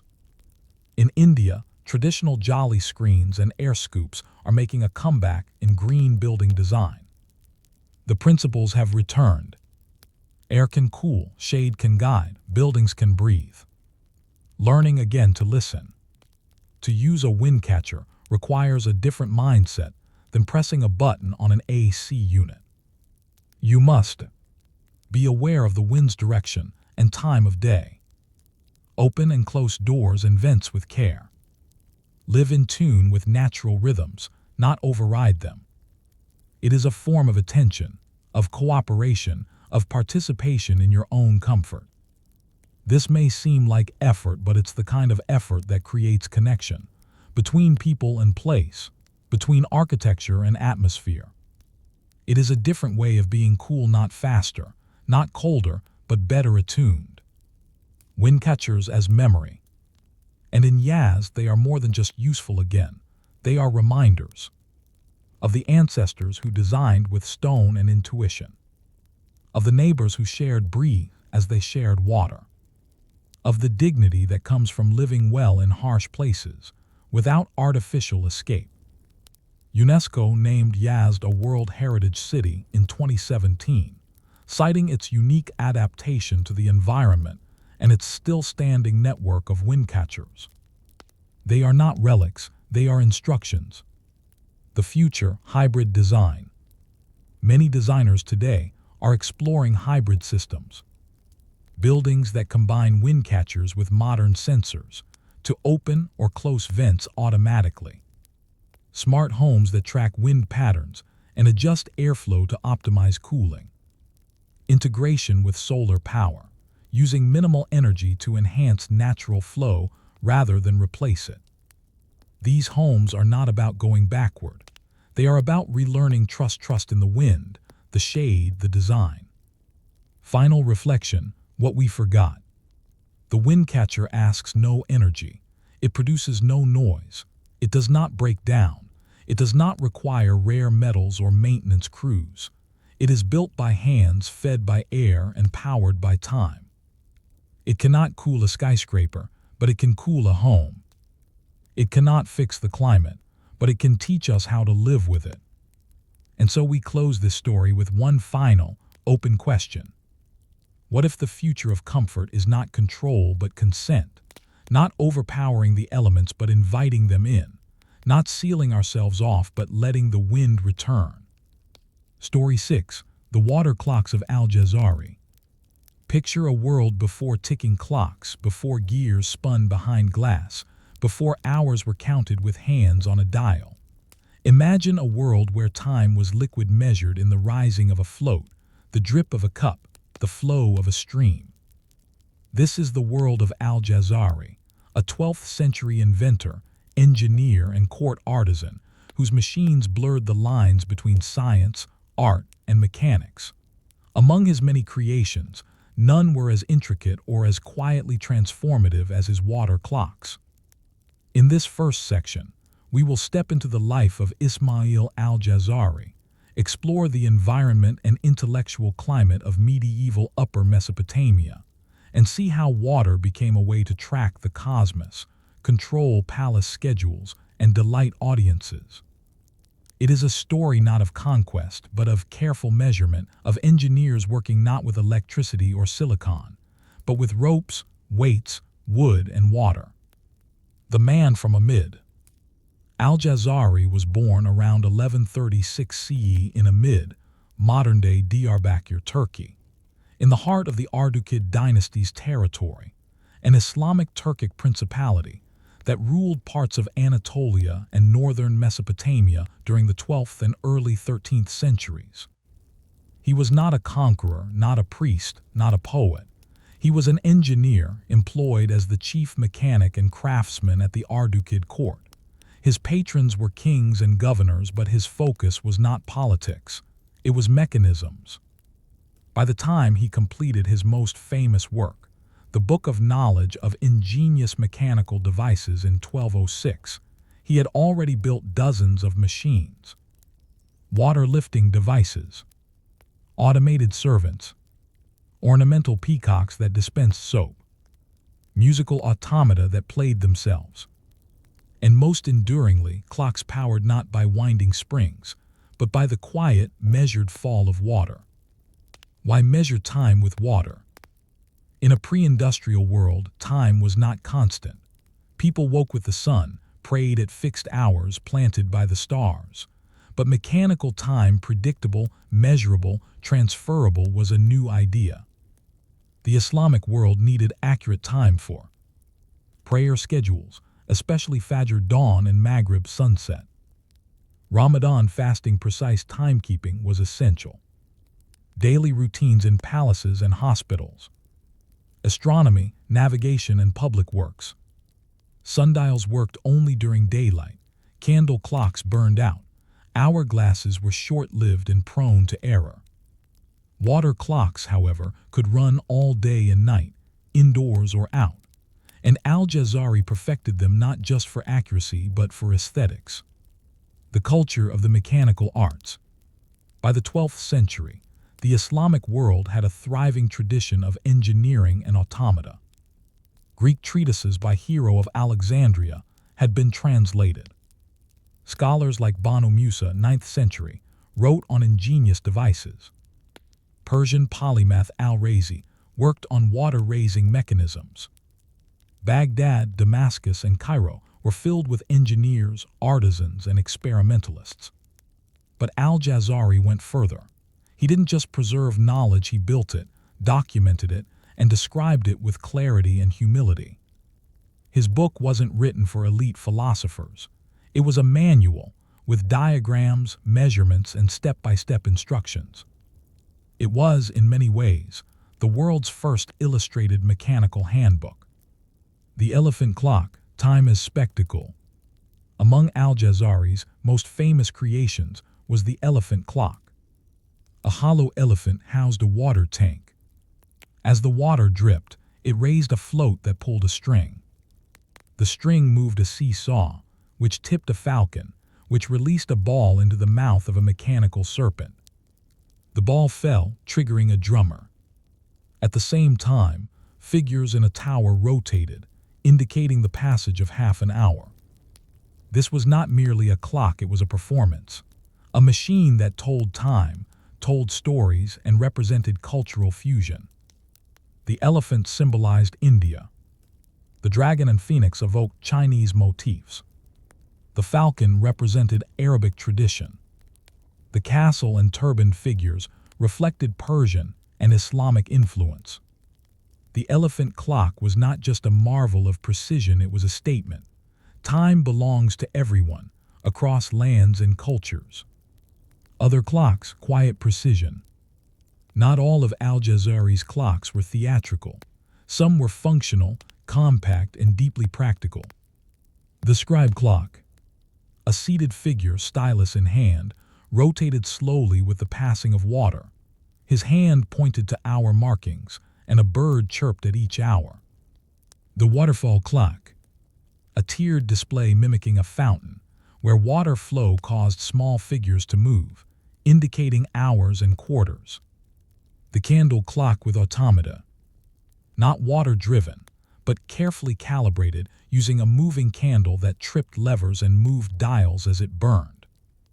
What united all of them was the same principle: the flow of time measured through gentle movement, not loud gears or harsh ticks. Design through experience. Al-Jazari was an artisan. His writing makes clear that he learned by building, not theorizing. In one passage, he describes how a float mechanism jammed because the chamber wasn't wide enough, and how he modified the shape to allow for reliable movement. In another, he explains how changing the size of the orifice altered the clock's duration, then includes tables of hole diameters and flow rates. This was empirical science, painstaking, observational, and rooted in real-world needs. He didn't just describe machines. He described why they worked when they failed and how to fix them. Clocks as social tools. Clocks weren't just private devices. In Al-Jazari's time, they were used. In mosques to mark prayer times. In palaces to regulate court ceremonies. In public squares as status symbols and displays of power.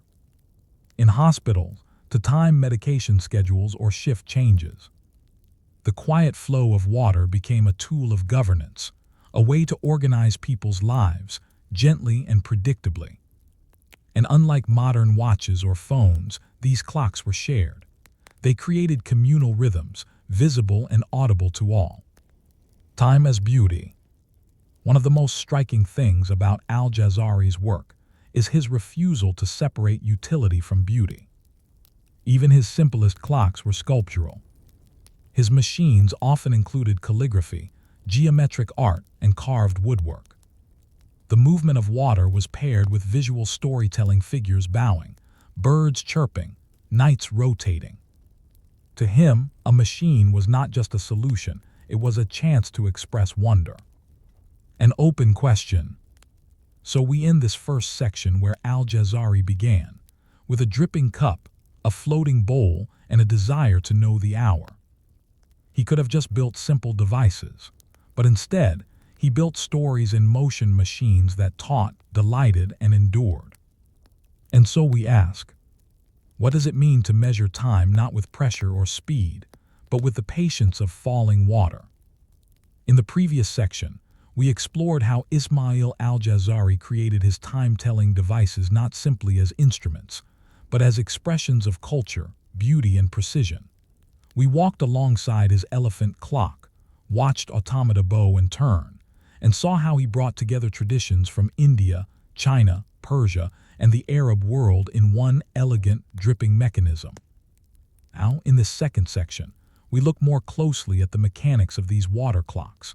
Not simply what they did, but how they did it: the pulleys, weights, siphons, floats, valves, and gears that powered these machines in a world that had never heard of electricity. We'll also explore how Al-Jazari's water clocks reveal a deeper understanding of hydraulics, engineering design, and automation, and how they quietly foreshadowed modern mechanical engineering centuries before Europe's so-called clock revolution. We'll see how these clocks didn't merely measure time, they controlled it, regulated it, and displayed it in a language of movement and sound. And by the end of this section, we will return to a question Al-Jazari asked often in his writing. What happens when machines are more than tools, when they think, adjust, and even surprise us? The engineering mindset of Al-Jazari. Unlike many other scholars of his time, Al-Jazari did not focus on philosophy or theory. He was a craftsman, and his writings show a deep concern for practicality. He often revised his own designs when parts didn't function as expected. He described trial and error, like drilling multiple outlet holes until the flow was just right. He was fascinated with reliability, how to ensure that a mechanism worked the same way at the 10th hour as it did at the first. His approach was fundamentally iterative. Each design had fail-safes, redundancies, and adjustable parts.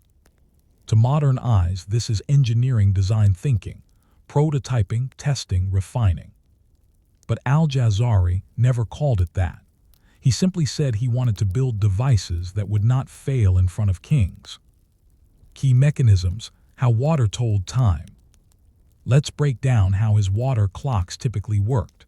The central mechanisms included 1. The flow regulator. A tank with a small outlet hole let water drip slowly into a container. By carefully sizing the hole, Al-Jazari could predict how long it would take for the water to reach a specific level. He even adjusted for seasonal changes, since water flows faster in summer than in winter. He offered multiple nozzle sizes to compensate. 2. The float and pulley system.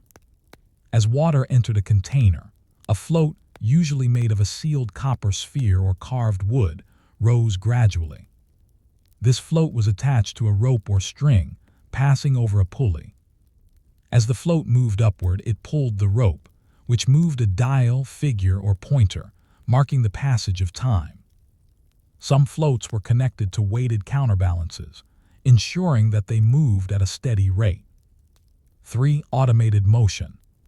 To create visual and audio cues like birds chirping or figures rotating, Al-Jazari used cams, trip levers, and release mechanisms. Every hour, the movement of the float would cause a ball to drop, a latch to release, or a drum to be struck. These movements weren't just decorative, they helped people tell time without reading. 4. Reset mechanisms. One challenge with float-based clocks is that they fill up. Al-Jazari designed mechanisms to empty the containers automatically at regular intervals. Some used siphons, while others had tilting basins that dumped the water once it reached a certain level. The cycle would begin again without human intervention. This is automation in the 12th century. The castle clock, a masterpiece of mechanical integration.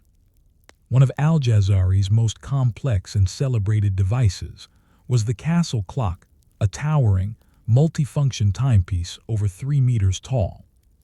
Here, what it did: displayed the time on a rotating zodiac disk, marked the solar day and lunar phases, released a falcon figurine every hour, which dropped a metal ball into a bowl with a resonant tone, had 5 automata musicians who played music every hour, showed the movement of the sun and moon in relation to the horizon. All of this was powered by dripping water controlled by a float regulator, pulley-driven rotations, a series of interlinked gears, cams, and rods, counterweights and levers for balance and reset. This was not simply a clock. It was a planetarium, a performance, and a symbol of the court's sophistication. Understanding flow, early hydraulics. Al-Jazari showed an advanced understanding of fluid dynamics, even if he didn't call it that. He observed that flow rate depends on pressure, had the height of water above the outlet. He designed containers to minimize turbulence, ensuring steady flow. He even created conical outlets to refine the drip of water through nozzles. In his notes, he recommended adjusting water levels by observing how fast the pointer moved over time and re-drilling the hole if needed. This is empirical tuning calibration based on use. He may not have used calculus, but his machines were functionally precise. Time, theater, and trust.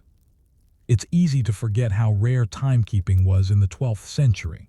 Outside of mosques or elite settings, most people still lived by the position of the sun. The muezzin's call, the needs of animals or crops. Al-Jazari's clocks were some of the first machines that said, "Trust me, I will keep time for you." And so he designed them not only to be accurate, but visible, audible, and delightful. Clocks didn't just mark the hour, they announced it with drums, birds, bowing figures, and rotating astrolabes. Their beauty wasn't decoration, it was part of their function, helping users feel the passage of time. In a palace or hospital, that sense of reliability was practical power. The hidden legacy. Though Al-Jazari's book was well known in the Islamic world, it didn't immediately spread to Europe, but many of his ideas echoed forward. His use of cams and cranks predates similar innovations in Europe by centuries. His float regulators are early feedback systems, precursors to modern control engineering. His automata and time-telling figures laid the groundwork for programmable movement. Even Leonardo da Vinci's notebooks, written 300 years later, share remarkable similarities whether by direct transmission or parallel ingenuity. The influence is there. Today, engineering historians regard Al-Jazari as a father of robotics, automation, and mechatronics long before these terms existed. A question of memory. And yet, most people today have never heard of him. His machines no longer sit in mosques or town centers. His name is not taught in physics or engineering classes. His water clocks are forgotten, even as we rely on digital time every moment of our lives. So we are left with a thought. What else have we forgotten that once flowed as easily as water and told us more than just the hour? We have journeyed through the life, designs, and mechanisms of Al-Jazari's water clocks. We have seen how he measured time with the elegance of water, the discipline of floats and pulleys, and the artistry of automata. These machines marked the pulse of empires, delighted rulers, and bridged cultures. Now, in this final section, we consider what became of this legacy. What happened to Al-Jazari's machines? Why did his mechanical genius fade from public awareness? And what, if anything, can these ancient water clocks teach us about our own relationship with technology, automation, and time? This is not a story of conquest. It is a story of quiet obsolescence, of slow disappearance, and perhaps of quiet rediscovery. After the flow, what came next? After Al-Jazari's death around 1206 CE, his machines remained in use at the Ardukid court for some time, but their reach was limited. His book, though richly illustrated and precise, was not mass-printed. It circulated as manuscript copies, accessible only to elite scholars and engineers. His machines required skilled artisans to replicate, operate, and maintain. There were no factories or standard parts, everything was custom-made. The Ardukid dynasty itself declined, and with it, the courtly patronage that supported mechanical inventors like Al-Jazari. In time, his clocks became silent relics, dismantled or left in place when palaces crumbled. His ideas, however, did not die. A long echo through time.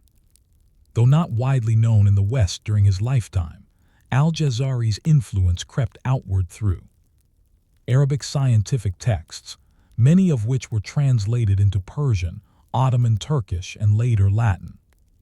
The Islamic Golden Age's transmission of knowledge, which seeded European engineering during the Renaissance.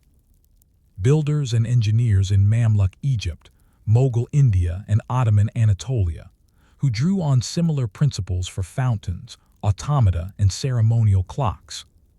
Indeed, many mechanical clocks in medieval Europe, such as those in cathedrals, began to feature automated figures, bells, and astronomical elements that bear striking resemblance to Al-Jazari's castle and elephant clocks. His methods were not copied directly, but the principles lived on. The lost science of delight. One of the great ironies of Al-Jazari's legacy is how his work straddled two modern categories. Engineering, with its focus on function and optimization. Art, with its focus on experience and aesthetics. Today, these are often seen as separate domains, but Al-Jazari saw no such divide. A machine could be precise and poetic, useful and beautiful, instructional and playful. In a world dominated by rigid specialization, his devices remind us that the best technology can also be a source of wonder. His clocks did not just serve time, they performed it, like theater. Why did we forget him? There are several reasons why Al-Jazari faded from common historical narratives.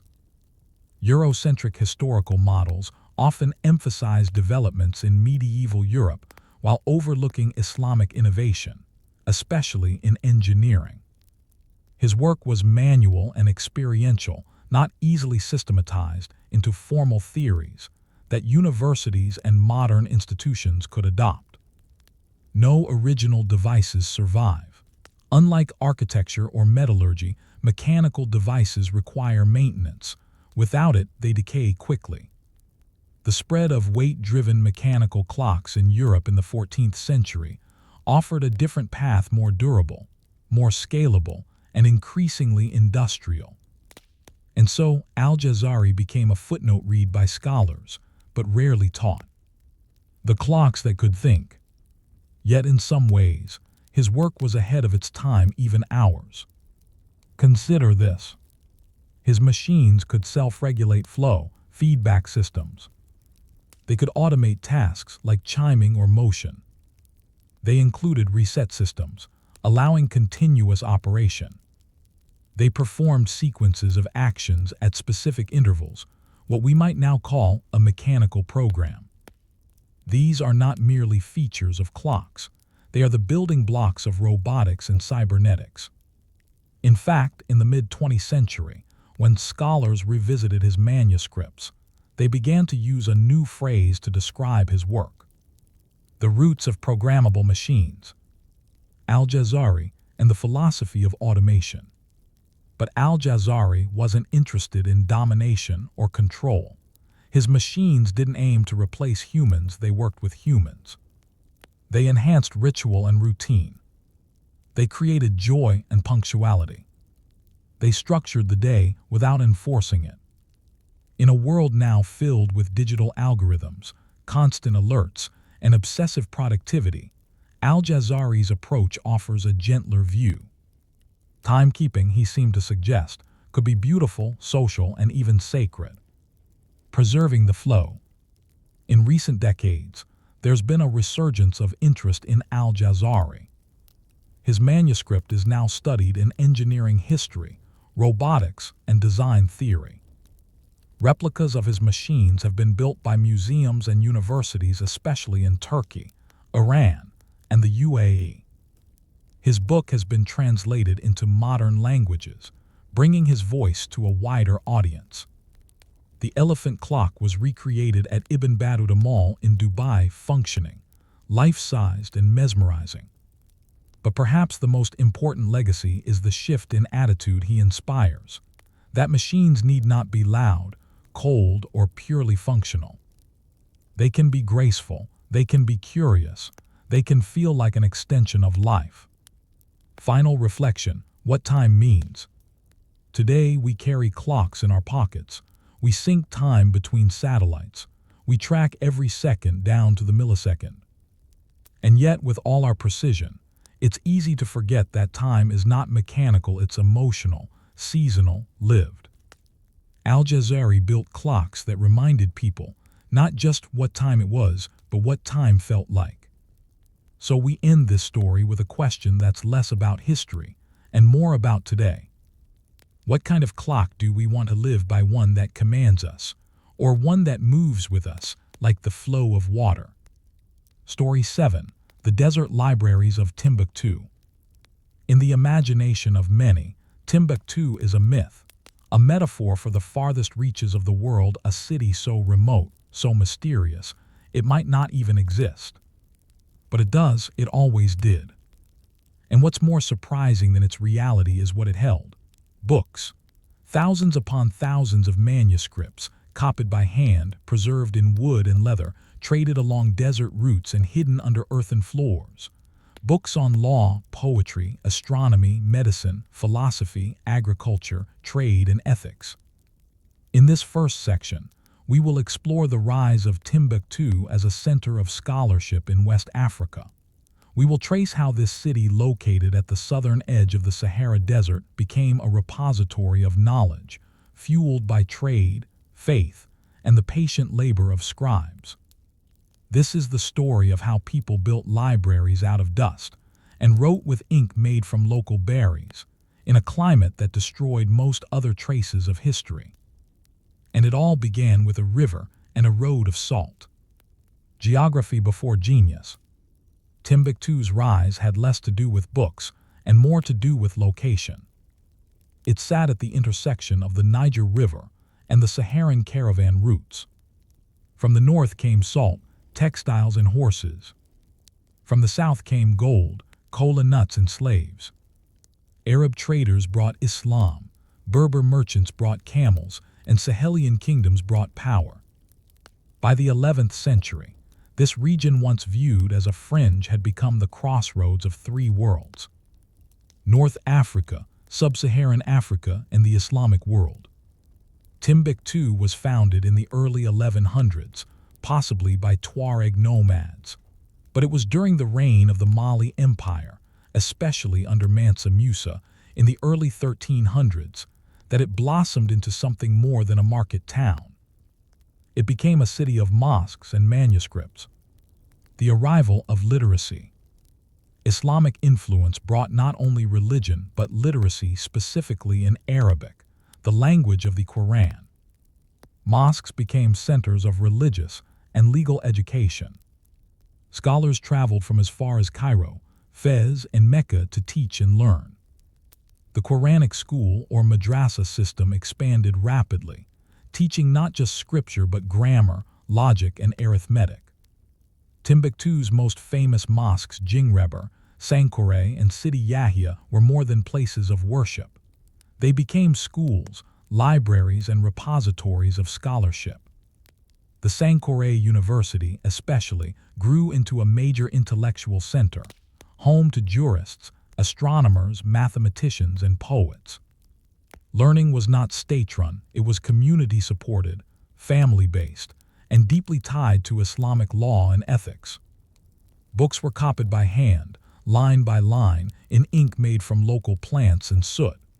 Each copy was unique, annotated, corrected, illuminated, and sometimes wrapped in goatskin covers. The rise of the manuscript economy. As literacy spread, so did the demand for books.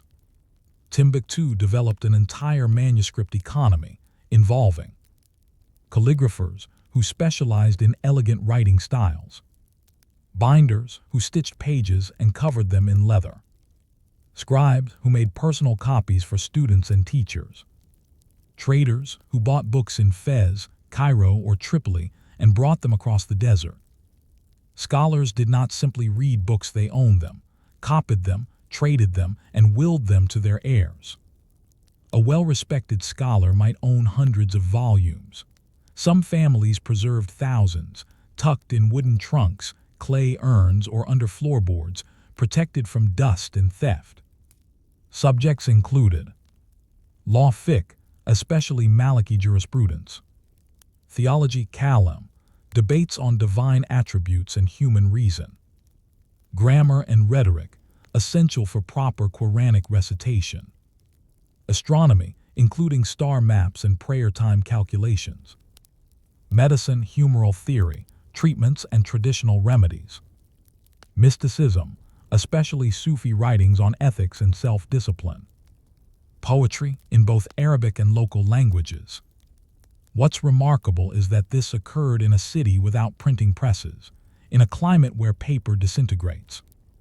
The arid air helped preserve what would have rotted elsewhere, but it was the love of knowledge that kept the pages turning. Scholars of the sand. Timbuktu produced many learned figures, though most remain little known outside of West Africa. Among them, Ahmed Baba al-Timbukti, 1556, 1627.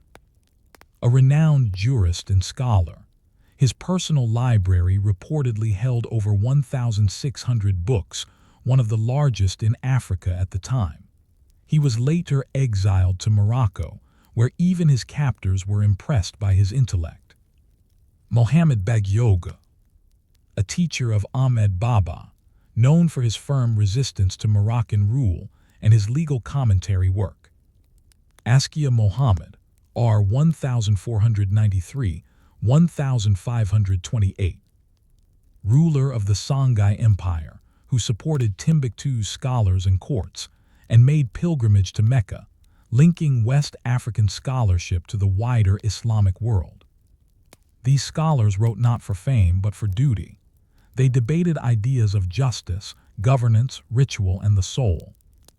Their works were not exotic, they were practical, local, and rooted in community needs.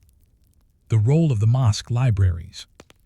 While many manuscripts were kept in private homes, others lived in mosque libraries. Sankore Mosque Library contained hundreds of works used for instruction. Students often slept in side rooms and studied by oil lamp, reciting aloud to teachers. Jingreber Mosque housed astrological and legal texts and functioned as both a spiritual and intellectual center. These libraries did not loan books like modern institutions. Instead, students copied texts by hand. Teachers shared sections, quizzing students orally. Marginalia became essential notes written in the edges, sometimes in Arabic, sometimes in local tongues. Every book was a conversation across generations, a question buried in the sand. By the 1600s, Timbuktu's golden age began to fade. Trade shifted to Atlantic ports. The Moroccan invasion disrupted the city's autonomy, and yet the books remained hidden, hoarded, sometimes forgotten. But not gone. And that leaves us with a simple but profound question. How did a city with no printing press, surrounded by sand, create one of the greatest written traditions in African history, and why don't we hear more about it? In the first part of this story, we wandered through the dry alleys of medieval Timbuktu and entered a world where books were wealth, knowledge was power, and the scribes of the desert inscribed generations of thought onto brittle pages. These manuscripts formed a rich, interconnected tradition copied by hand, passed through families, discussed in mosques, and traded for gold or camels. Now, in this second section, we explore how that tradition weathered the centuries, how it survived invasion, colonization, religious tension, and environmental change, often hidden in silence, buried in trunks, or whispered in recitation. We'll see how the legacy of these libraries endured not through institutions, but through the quiet resilience of families who saw knowledge as inheritance and responsibility.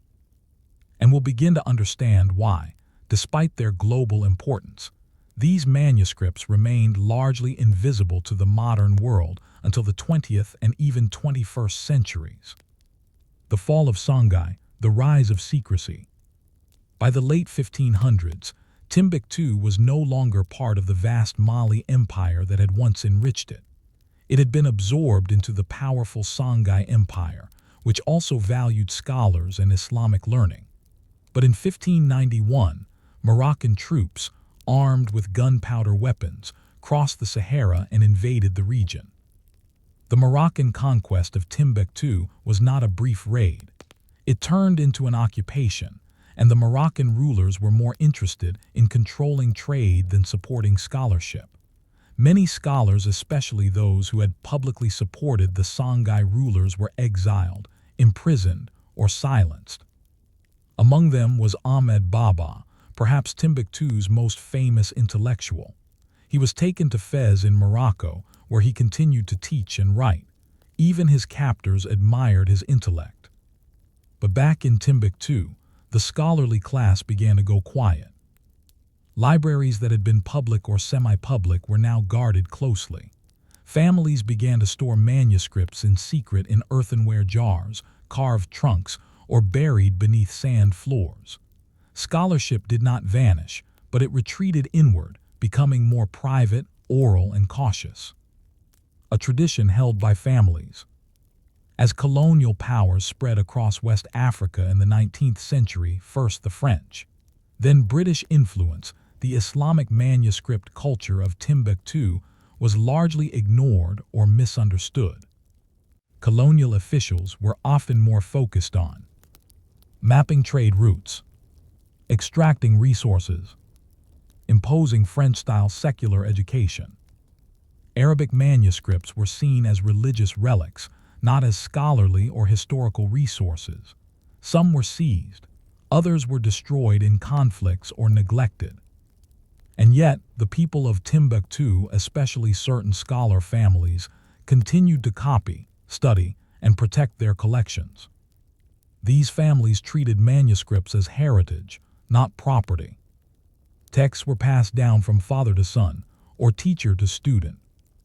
Manuscripts were often memorized in part to protect against loss. Scholars built personal libraries, sometimes numbering in the hundreds or thousands. This wasn't academic in the Western sense. It was generational literacy scholarship that lived in homes, not halls. The unique challenges of preservation. Preserving manuscripts in Timbuktu required constant vigilance. 1. The climate. Though dry air helped preserve paper, termite damage, sand abrasion, and seasonal humidity were constant threats. Manuscripts had to be wrapped, elevated, and inspected regularly. 2. Materials. Many manuscripts were written on imported paper, sometimes as far as Italy or Morocco. Ink was made from local ingredients, crushed berries, gum arabic, charcoal, and even oxidized metals. The paper was surprisingly durable, but still vulnerable to age and neglect. 3. Lack of institutional support. For centuries, there were no formal libraries or preservation agencies. Families acted as archivists, often with no funding or training, relying only on tradition and memory. The manuscripts might have disappeared entirely, if not for a quiet revolution in the late 20th century. Rediscovery in the modern era. By the 1960s and 70s, as Mali gained independence from France, local historians and researchers began to reconsider Timbuktu's history. Rumors of ancient manuscripts had never stopped, but now academics started to ask real questions. In the 1990s, researchers from Mali, South Africa, and Europe began surveying private libraries, asking families to share their collections. What they found was astonishing. Tens of thousands of manuscripts, many in Arabic, some in African languages like Songhai, Tamashek, and Fulfulde, using Ajami script, Arabic script adapted for African languages. Texts covering everything from astronomy to botany, with diagrams, calculations, and references to Greek, Persian, and Indian thought. Commentaries, letters, legal documents, poetry, and even astronomical star charts and medical manuals. This was not a minor discovery. It rewrote the global understanding of African intellectual history, the continuity of Islamic scholarship south of the Sahara, the depth of literacy and science in pre-colonial Africa. Timbuktu had been a city of librarians all along. We had simply stopped listening. Digitization and the work of memory. In the 2000s, projects were launched to digitize the manuscripts. The Timbuktu Manuscripts Project, South Africa. The Hill Museum and Manuscript Library, USA. The Ahmed Baba Institute of Higher Learning and Islamic Research, Mali, named after the famed scholar. These efforts aimed to catalog and photograph as many manuscripts as possible, train local archivists and librarians, restore and preserve decaying volumes.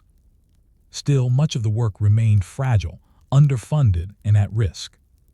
That risk became real in 2012, when Timbuktu faced its most serious threat in centuries.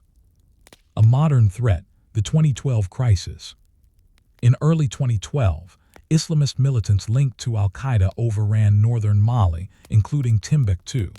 These groups targeted Sufi shrines, which they viewed as heretical, libraries and manuscripts, which they saw as un-Islamic or dangerously intellectual. Scholars and librarians feared the worst. They had no armies, no defenses, only books. And yet, something extraordinary happened. Under the cover of night, a network of librarians, drivers, and families smuggled over 350,000 manuscripts out of the city, hidden in boxes, trunks, and sacks. They were taken south to Bamako, the capital, and stored in secret. It was one of the largest cultural rescue missions in modern history. These were not soldiers. They were scholars and citizens, fighting not with weapons but with preservation. An open thread of thought. And so we arrive at the edge of modernity, where ancient knowledge sits in hard drives, climate-controlled rooms, and memory cards, alongside the original parchments that still rest in dusty corners of desert homes. But we are left with an uncomfortable question. Why was so much of this knowledge ignored for so long? And how many libraries silent, unburned, unknown remain buried beneath the sands of time, waiting for us to ask the right questions? In the first two sections, we trace the rise of Timbuktu's manuscript culture, how it emerged from trade, Islamic learning, and a thirst for knowledge, how it survived political upheaval and colonial indifference through the careful guardianship of families, and how, even in modern times, its manuscripts were smuggled to safety by librarians more committed to ideas than borders. Now, in this final section, we turn to what these manuscripts say. Not just their subjects or contents, but what they reveal about how people thought, what they valued, and how knowledge was preserved without institutions, archives, or modern printing. We also reflect on the quiet, enduring message of Timbuktu's scholars. That even in the most unlikely corners of the world, the pursuit of knowledge can thrive not in grand universities or marble halls, but in mud-walled homes, dusty corners, and the lines of a poem written by hand. Inside the pages, what the manuscripts contain. Scholars who have worked with the Timbuktu collections often describe them as unexpectedly diverse and practical. Yes, there are Quranic exegeses and treatises on Islamic jurisprudence, but there is so much more. Law and ethics, fiqh and adab. Many manuscripts dealt with everyday legal rulings. Inheritance divisions based on Islamic law. Marriage contracts and disputes. Trade agreements and business ethics. Slavery and manumission practices.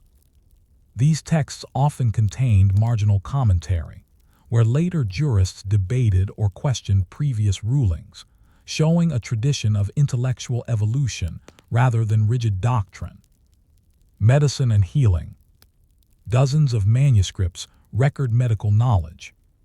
Treatments for fever, eye infections, infertility, and digestive issues.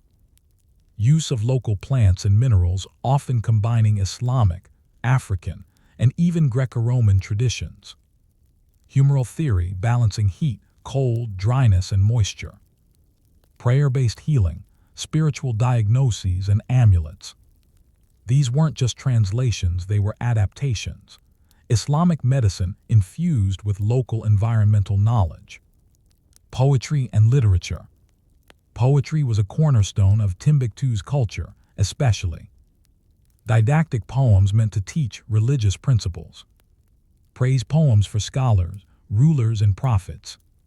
Personal letters written in poetic verse. Metrical guides to Arabic grammar to aid memorization. Some poems were written in Ajami, the Arabic script used for African languages like Fulfulde, Soninke, or Tamashek. This made literacy accessible to non-Arabic speakers, enriching local intellectual life. Astronomy and calendrical science. Several manuscripts deal with astronomical observation. Determining the Qibla, direction of prayer. Calculating prayer times based on sun and stars. lunar calendars and eclipse predictions, star charts and seasonal markers for farming. One manuscript shows how to build a sundial using just a stick, and the shadow's angle meant for rural communities without mosques or clocks. Knowledge beyond the page. One of the striking features of Timbuktu's manuscript tradition is how it coexisted with oral and experiential knowledge. Many students memorized texts before they read them. Scholars gave lectures while students copied, commented, or just listened. Oral traditions of storytelling and proverb continued alongside written knowledge. This dual approach, literacy and orality together, meant that knowledge was never confined to books. It lived in conversation, recitation, and community debate. In a society where most people were not formally educated, manuscripts served as reference points rather than final authorities. What mattered more was the scholar's character, the chain of transmission, and the application of knowledge in real life. The politics of forgetting. If Timbuktu was once such a rich center of learning, why did its literary legacy remain hidden for so long? A few reasons emerge. 1. Colonial disruption.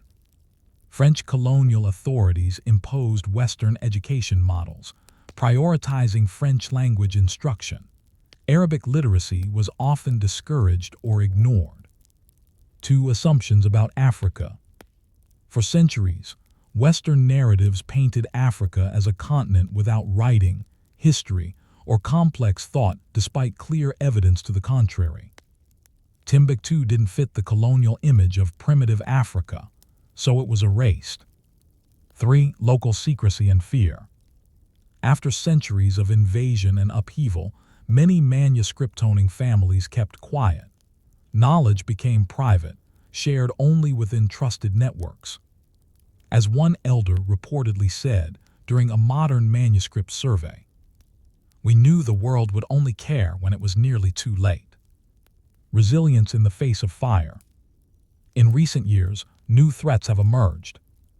Desertification threatens traditional homes where manuscripts are stored. Islamist extremism continues to endanger heritage sites. Lack of funding means many manuscripts remain uncatalogued, unpreserved, and unread. Yet hope remains. Scholars in Mali continue to digitize, translate, and teach the texts. International projects now fund preservation efforts and scholar training. Some descendants of the original families are now archivists and professors, bringing the tradition full circle. And still, in homes across the Sahel, families open trunks, dust off bindings, and whisper to their children. These books are who we are. Reflections from the margins. The story of the Timbuktu libraries is not one of technological triumph or imperial conquest.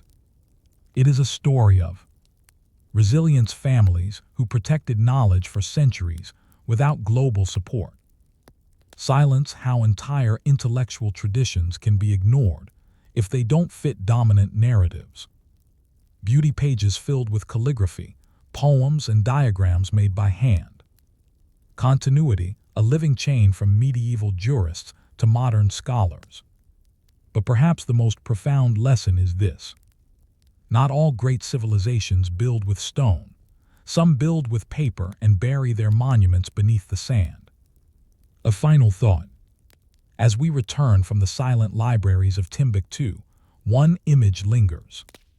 A boy sitting on a mud floor beside a clay jar, reading a hand-copied book about the stars, written 400 years ago by someone with the same name. He doesn't need a university or electricity. He just needs light and language, and the quiet assurance that his story matters. So we ask, what other forgotten libraries lie hidden in this world, waiting for someone to read them before the wind carries their pages away? Story 8. The Byzantine Fire Brigades fighting flames in ancient Constantinople. In the heart of Constantinople, where stone towers brushed the edge of the sky and mosaics glittered like stars inside domes, a quieter, deadlier force stalked the city: fire.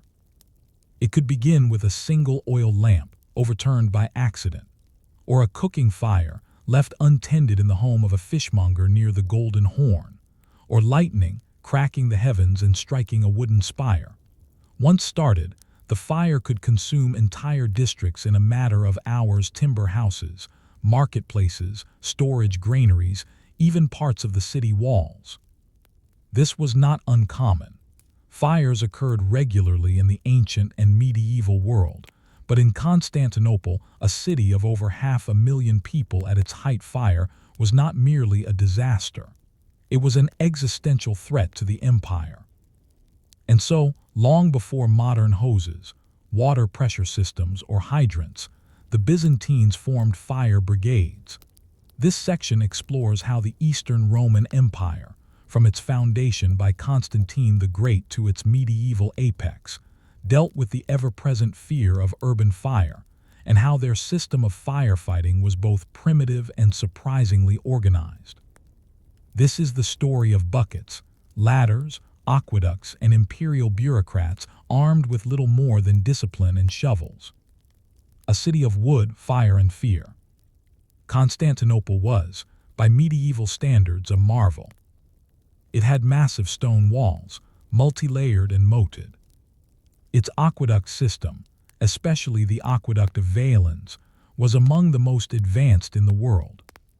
The city featured hundreds of cisterns, both underground and open air, to store water. And yet, despite its engineering brilliance, much of everyday Constantinople homes, taverns, tenements was built of wood. Even the upper floors of buildings in elite neighborhoods often featured wooden beams and floors, walls filled with flammable materials like wattle and daub, curtains and tapestries, which helped fires spread rapidly indoors. The densely packed nature of neighborhoods, especially around the Forum of Theodosius and the harbor districts, made fire extremely difficult to contain. In winter, the use of braziers and open hearths for heat only increased the risk. The role of the aediles and vigilantes. The Byzantine state inherited much from Rome, including its system of urban prefects and public service offices. Among these were the aediles, officials responsible for urban infrastructure, market inspections, street cleanliness, fire prevention and control.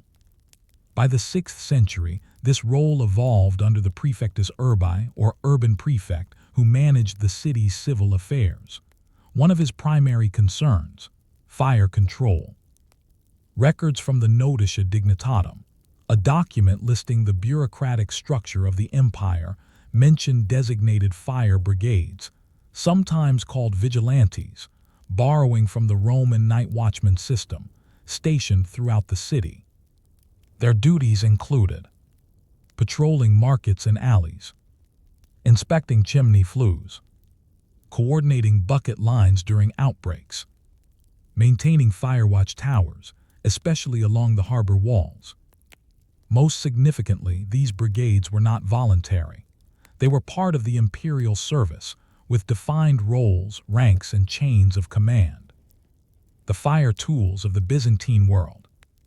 Unlike modern firefighting equipment, the Byzantines relied on tools that required coordination and manpower. Buckets kufia, made of leather or clay, passed hand to hand in long lines. During dry seasons, many were filled from public fountains, cisterns, or nearby wells. Axes and hooks, used to demolish burning structures or create fire breaks between buildings. In wealthier areas, homes were sometimes sacrificed deliberately to save others. Sand and earth, particularly used in oil fires where water was ineffective. Sand would be thrown directly on burning patches. Ladders. Some tall structures could only be reached by portable ladders, stored in central depots. These ladders were also used to rescue people trapped on upper floors. Mules and donkeys. Firefighting materials, especially water and earth, were sometimes transported using pack animals. In emergencies, These animals helped supply rapid refilling of cisterns. Cisterns and hydraulics. One of Constantinople's most forward-thinking systems was its network of water storage. The Basilica cistern, under the modern-day city, held over 80,000 cubic meters of water. Dozens of smaller, regional cisterns existed across neighborhoods. These were fed by the Valens aqueduct, which stretched over 250 kilometers in total. Fire brigades used these cisterns for quick access. Some accounts suggest they maintained manual pumps similar to Greek or Roman siphon systems, though evidence is limited. What we know for sure, in a crisis, citizens and fire teams rushed to the nearest cistern, forming long lines to fight the blaze, one splash at a time. Not just fire, smoke, panic, and politics. Fire was not merely a physical threat. It could become a tool of rebellion, used by rioters to destroy enemy homes or symbols of state power. A spark for panic, often spreading rumors faster than flames. A test of imperial authority, depending on how quickly and efficiently the fire was suppressed. One infamous incident occurred in 532 CE during the Nika riots. Supporters of rival chariot factions, the Blues and the Greens, turned on Emperor Justinian. Fires broke out in several quarters, and much of the Hagia Sophia was burned down. Justinian's response was brutal. Tens of thousands were killed in the Hippodrome, but he also rebuilt the Hagia Sophia within 5 years, using fireproof techniques like stone domes and masonry walls. In this way, fires weren't just disasters. They were political events, shaping architecture, legitimacy, and even urban planning. An open flame and an open question. The people of Constantinople lived with fire as a daily fact of urban life. It shaped the design of homes, the rules of governance, and the rhythms of the night watch. The empire had no fire trucks, no sprinkler systems, only bucket lines, imperial orders, and a hope that the wind would change direction. And so we are left with a simple but unsettling question. How did a city so advanced in walls, palaces, and cathedrals remain so fragile in the face of a candle? When we left off, Constantinople was a marvel of engineering, its walls towering, its cisterns vast, its mosaics glittering, but also a city deeply vulnerable to fire. A single spark could unravel entire neighborhoods. And while the Byzantines inherited Roman systems of fire control, they were forced to adapt these mechanisms to the particular realities of an evolving imperial capital. This second section focuses on the logistics and administration of firefighting in the Byzantine Empire. We'll look not only at who responded to fires, but how they were mobilized, trained, and funded, how firefighting efforts were woven into the vast imperial bureaucracy, and how, at times, the very structure of government hindered effective fire control. The result is a deeply human story of command and confusion, where emperors and prefects tried to impose order on an unpredictable and destructive force, and often found themselves at the mercy of it. From Rome to Constantinople, inheriting the fire watch. The Roman Empire had long used organized urban fire control systems, most famously the cohorts vigilum in Rome, night watch units responsible for patrolling and extinguishing fires. By the 6th century, under Emperor Justinian, Constantinople had evolved its own version of this system, adapted to the city's massive size, more than 14 districts. Its multi-leveled infrastructure, including upper and lower city regions, sea walls, and elevated aqueducts. Its complex political landscape, where neighborhoods were aligned with various factions or religious groups. Each district had local officials known as curators, or later ektikoi and episkoptati, responsible for overseeing public services.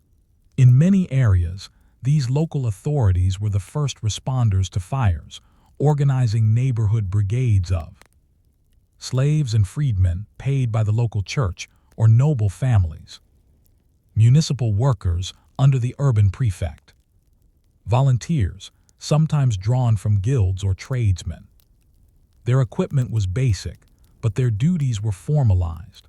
Some sources mention morning inspections of hearths and fire-prone areas, especially in bakeries and markets. The urban prefect and fire command.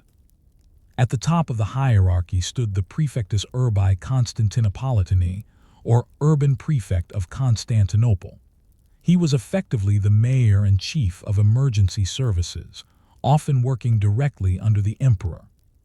His responsibilities included managing a fire response network across the city's 14 regions districts, ensuring the availability and maintenance of cisterns, ladders, tools, and watch posts, coordinating with the imperial guard or palace officials when a major fire threatened state buildings. He did not personally lead the bucket lines, but his speed of response and organization could decide whether a fire consumed 1 block or 7. The penalty for incompetence in fire response was steep. In several recorded cases, urban prefects were demoted or even exiled after failing to manage large blazes. Fire and the church, religious responses to disaster. Fires often began and ended in prayer. The Orthodox Christian worldview in Byzantium saw fire not just as a hazard, but as a divine warning, a test, or even a judgment. When fires raged beyond control, it was common for church processions to take place, sometimes carrying relics of saints, bishops to perform rites in open squares, asking God to stop the flames, monasteries to open their wells and storage tanks to fire brigades. Some church-owned properties even employed their own private fire teams, especially in denser quarters like Blasharny and Samathia, where monks often doubled as laborers. While not formally a part of the imperial system, these religious responses played a vital role, especially in areas where the state's fire brigades were delayed or insufficient. Guilds and community fire response. Byzantine Constantinople featured a wide range of professional guilds, known as syndesmoi or systemata, representing various trades. Woodworkers, masons, leather tanners, bakers, sailors. Some of these groups organized their own firefighting crews, particularly in market districts or harbor areas, where fire risks were highest. For example, the Shipwrights Guild near the Golden Horn maintained a set of firefighting boats equipped with water barrels and collapsible ladders. The Bakers' Guild, notoriously prone to kitchen fires, was required to submit regular reports on oven safety and chimney conditions. In times of major disaster, these guilds were mobilized by the urban prefect, similar to how modern cities call in volunteer firefighters or reserve forces. The limitations of Byzantine firefighting. Despite these systems, Constantinople remained highly vulnerable to fire. Several factors worked against its defenses. 1. No centralized water pressure. There was no municipal water system capable of pumping water with force. All efforts relied on gravity-fed aqueducts, manual buckets, human chains. This limited the reach and speed of any firefighting team. 2. Conflicting jurisdictions. Multiple institutions, imperial, ecclesiastical, and guild-based, sometimes overlapped in authority. This led to confusion during emergencies, especially when fires crossed district boundaries. 3. Urban density and vertical construction. As land grew scarce, buildings were often expanded upward, with wooden upper stories jutting into narrow alleys. Fire could leap easily between floors or over narrow roads. 4. Wind. The city's location on a peninsula, bordered by the Sea of Marmara and the Bosporus, made it vulnerable to strong sea winds which could drive flames unpredictably through entire neighborhoods. Historical fires that shaped the city. Several fires in Constantinople's history were so devastating that they changed the city's structure. The fire of 465 CE. A blaze that consumed much of the city's administrative district, including several law courts and record archives. Rebuilding efforts introduced stone-based construction mandates for key government buildings. The Nika Riots Fire, 532 CE. Not just a fire, but a political uprising. In response to a mob revolt, large sections of the city, including the original Hagia Sophia, were destroyed. Justinian used the opportunity to reconstruct in fire-resistant materials, including brick domes and marble walls. The Fire of 1203. During the Fourth Crusade, a fire broke out during the siege of the city by Latin forces. It burned large parts of the northwest quarter, destroying homes, granaries, and parts of the land walls.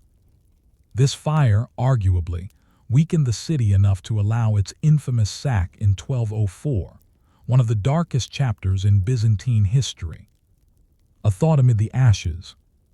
The Byzantines were not naive. They knew they could never fully control fire, but they attempted, through bureaucracy, community, and divine appeal, to shape a culture of response, one that could withstand chaos with discipline and planning. Still, fires returned again and again across centuries. The smoke would rise, and the citizens would fill their buckets, form their lines, and wait for imperial orders.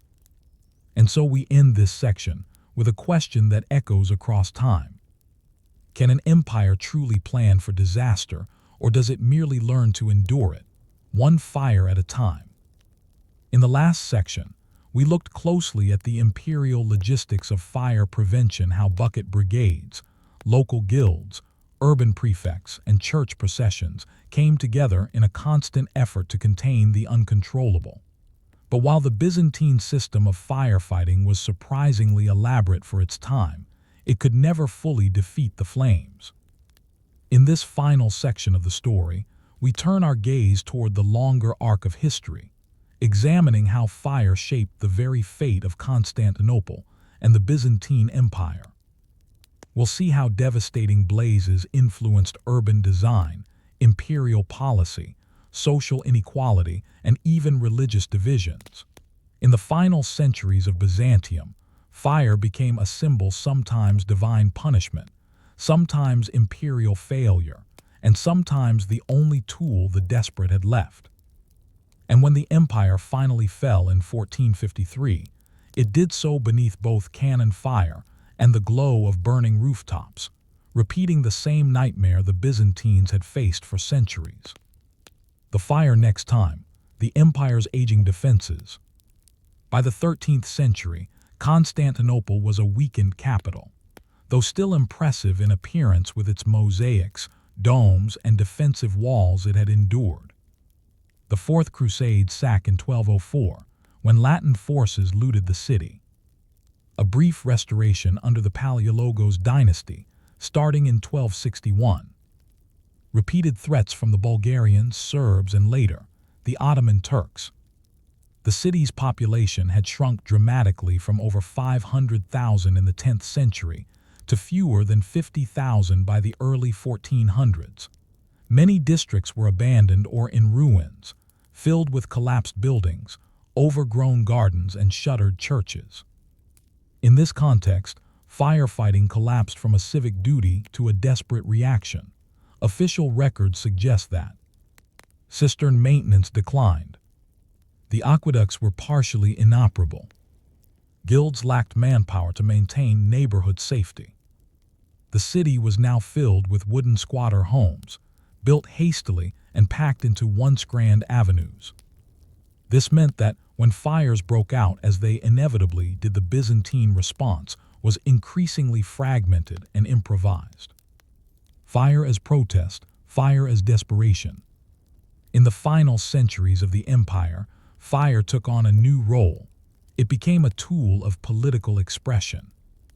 Disgruntled groups, monks, tradesmen, or rebellious factions would sometimes set fires deliberately to draw attention to their demands or to punish rivals. Religious riots, especially between Orthodox factions or in disputes with the growing Latin Christian presence, sometimes ended in arson. Fires were used to target tax collectors, imperial officials, or wealthy neighborhoods suspected of harboring pro-Western sympathies. One chronicler in the late 14th century wrote, "It is not always war that destroys our city. It is the smoke of envy, rising from the homes of those who hate each other more than they love the empire." Religious responses to fire, judgment, and lament. As fires continued to ravage Constantinople, the population increasingly interpreted them through a religious lens. Some saw the fires as divine punishment for sin, heresy, or impiety. Others viewed them as signs of the end times, drawing from apocalyptic traditions. Religious leaders responded with special prayers, fasting rituals, and calls for repentance. Sermons of the era often included vivid fire imagery. The city as a soul consumed by its own pride. Flames as a mirror of inner spiritual decay. Smoke as the rising cry of the poor and abandoned. In a time when the empire could not stop fire physically, many turned to metaphysical explanations, hoping that spiritual reform might stop the next blaze. The fire of 1347 and the return of the plague. One of the most infamous fires occurred in 1347, during a time of civil war between Emperor John VI Cantacuzenios and regents ruling in the name of John V Palaiologos. In the chaos, fires broke out across the western districts of the city. Granaries, warehouses, and monasteries were lost. The flames accelerated food shortages during a bitter winter. That same year, the Black Death arrived, carried by Genoese merchants. The dual catastrophes of fire and plague devastated Constantinople's already vulnerable population. With little civic structure left to fight either, the city began to fall into a slow decay, both materially and spiritually. The final fire, 1453. When maimed II, the Ottoman Sultan, laid siege to Constantinople in 1453, he brought with him cannons capable of destroying Theodosian walls that had stood for 1,000 years, a navy that bypassed the Golden Horn chain using rollers and brute force, over 80,000 troops against a city with fewer than 8,000 defenders.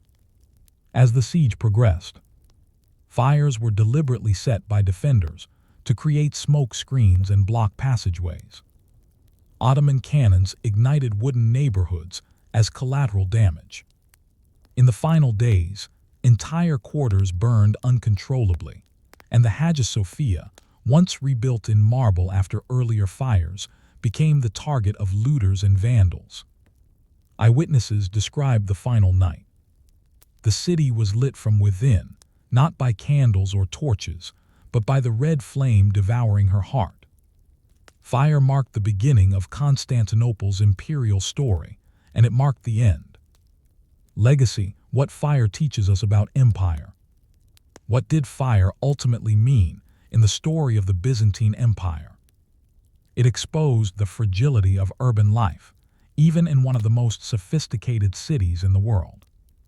It revealed the limits of imperial control, as emperors could not always save their capital. It showed how ordinary people, through buckets, prayer, and resolve, became the front line of defense. And it symbolized the slow erosion of institutions that once promised order and safety. Even today, if you walk the streets of modern Istanbul and visit the ancient cisterns, or view remnants of fire-blackened stone in the back alleys near Sultanahmet, you are walking through the residue of centuries of fear and resilience. Final reflection. There is no grand firefighting monument in Istanbul, no museum of ancient bucket brigades, but maybe that's fitting. Fire doesn't leave monuments, it consumes them. The legacy of Constantinople's firefighting system is not found in stone or metal, but in the fact that so much of the city still stands at all despite what it faced. And so, as we close this chapter, we ask, in every empire, Is it not the fire in the alley unseen, creeping, unplanned that burns longer than the fire in the battlefield?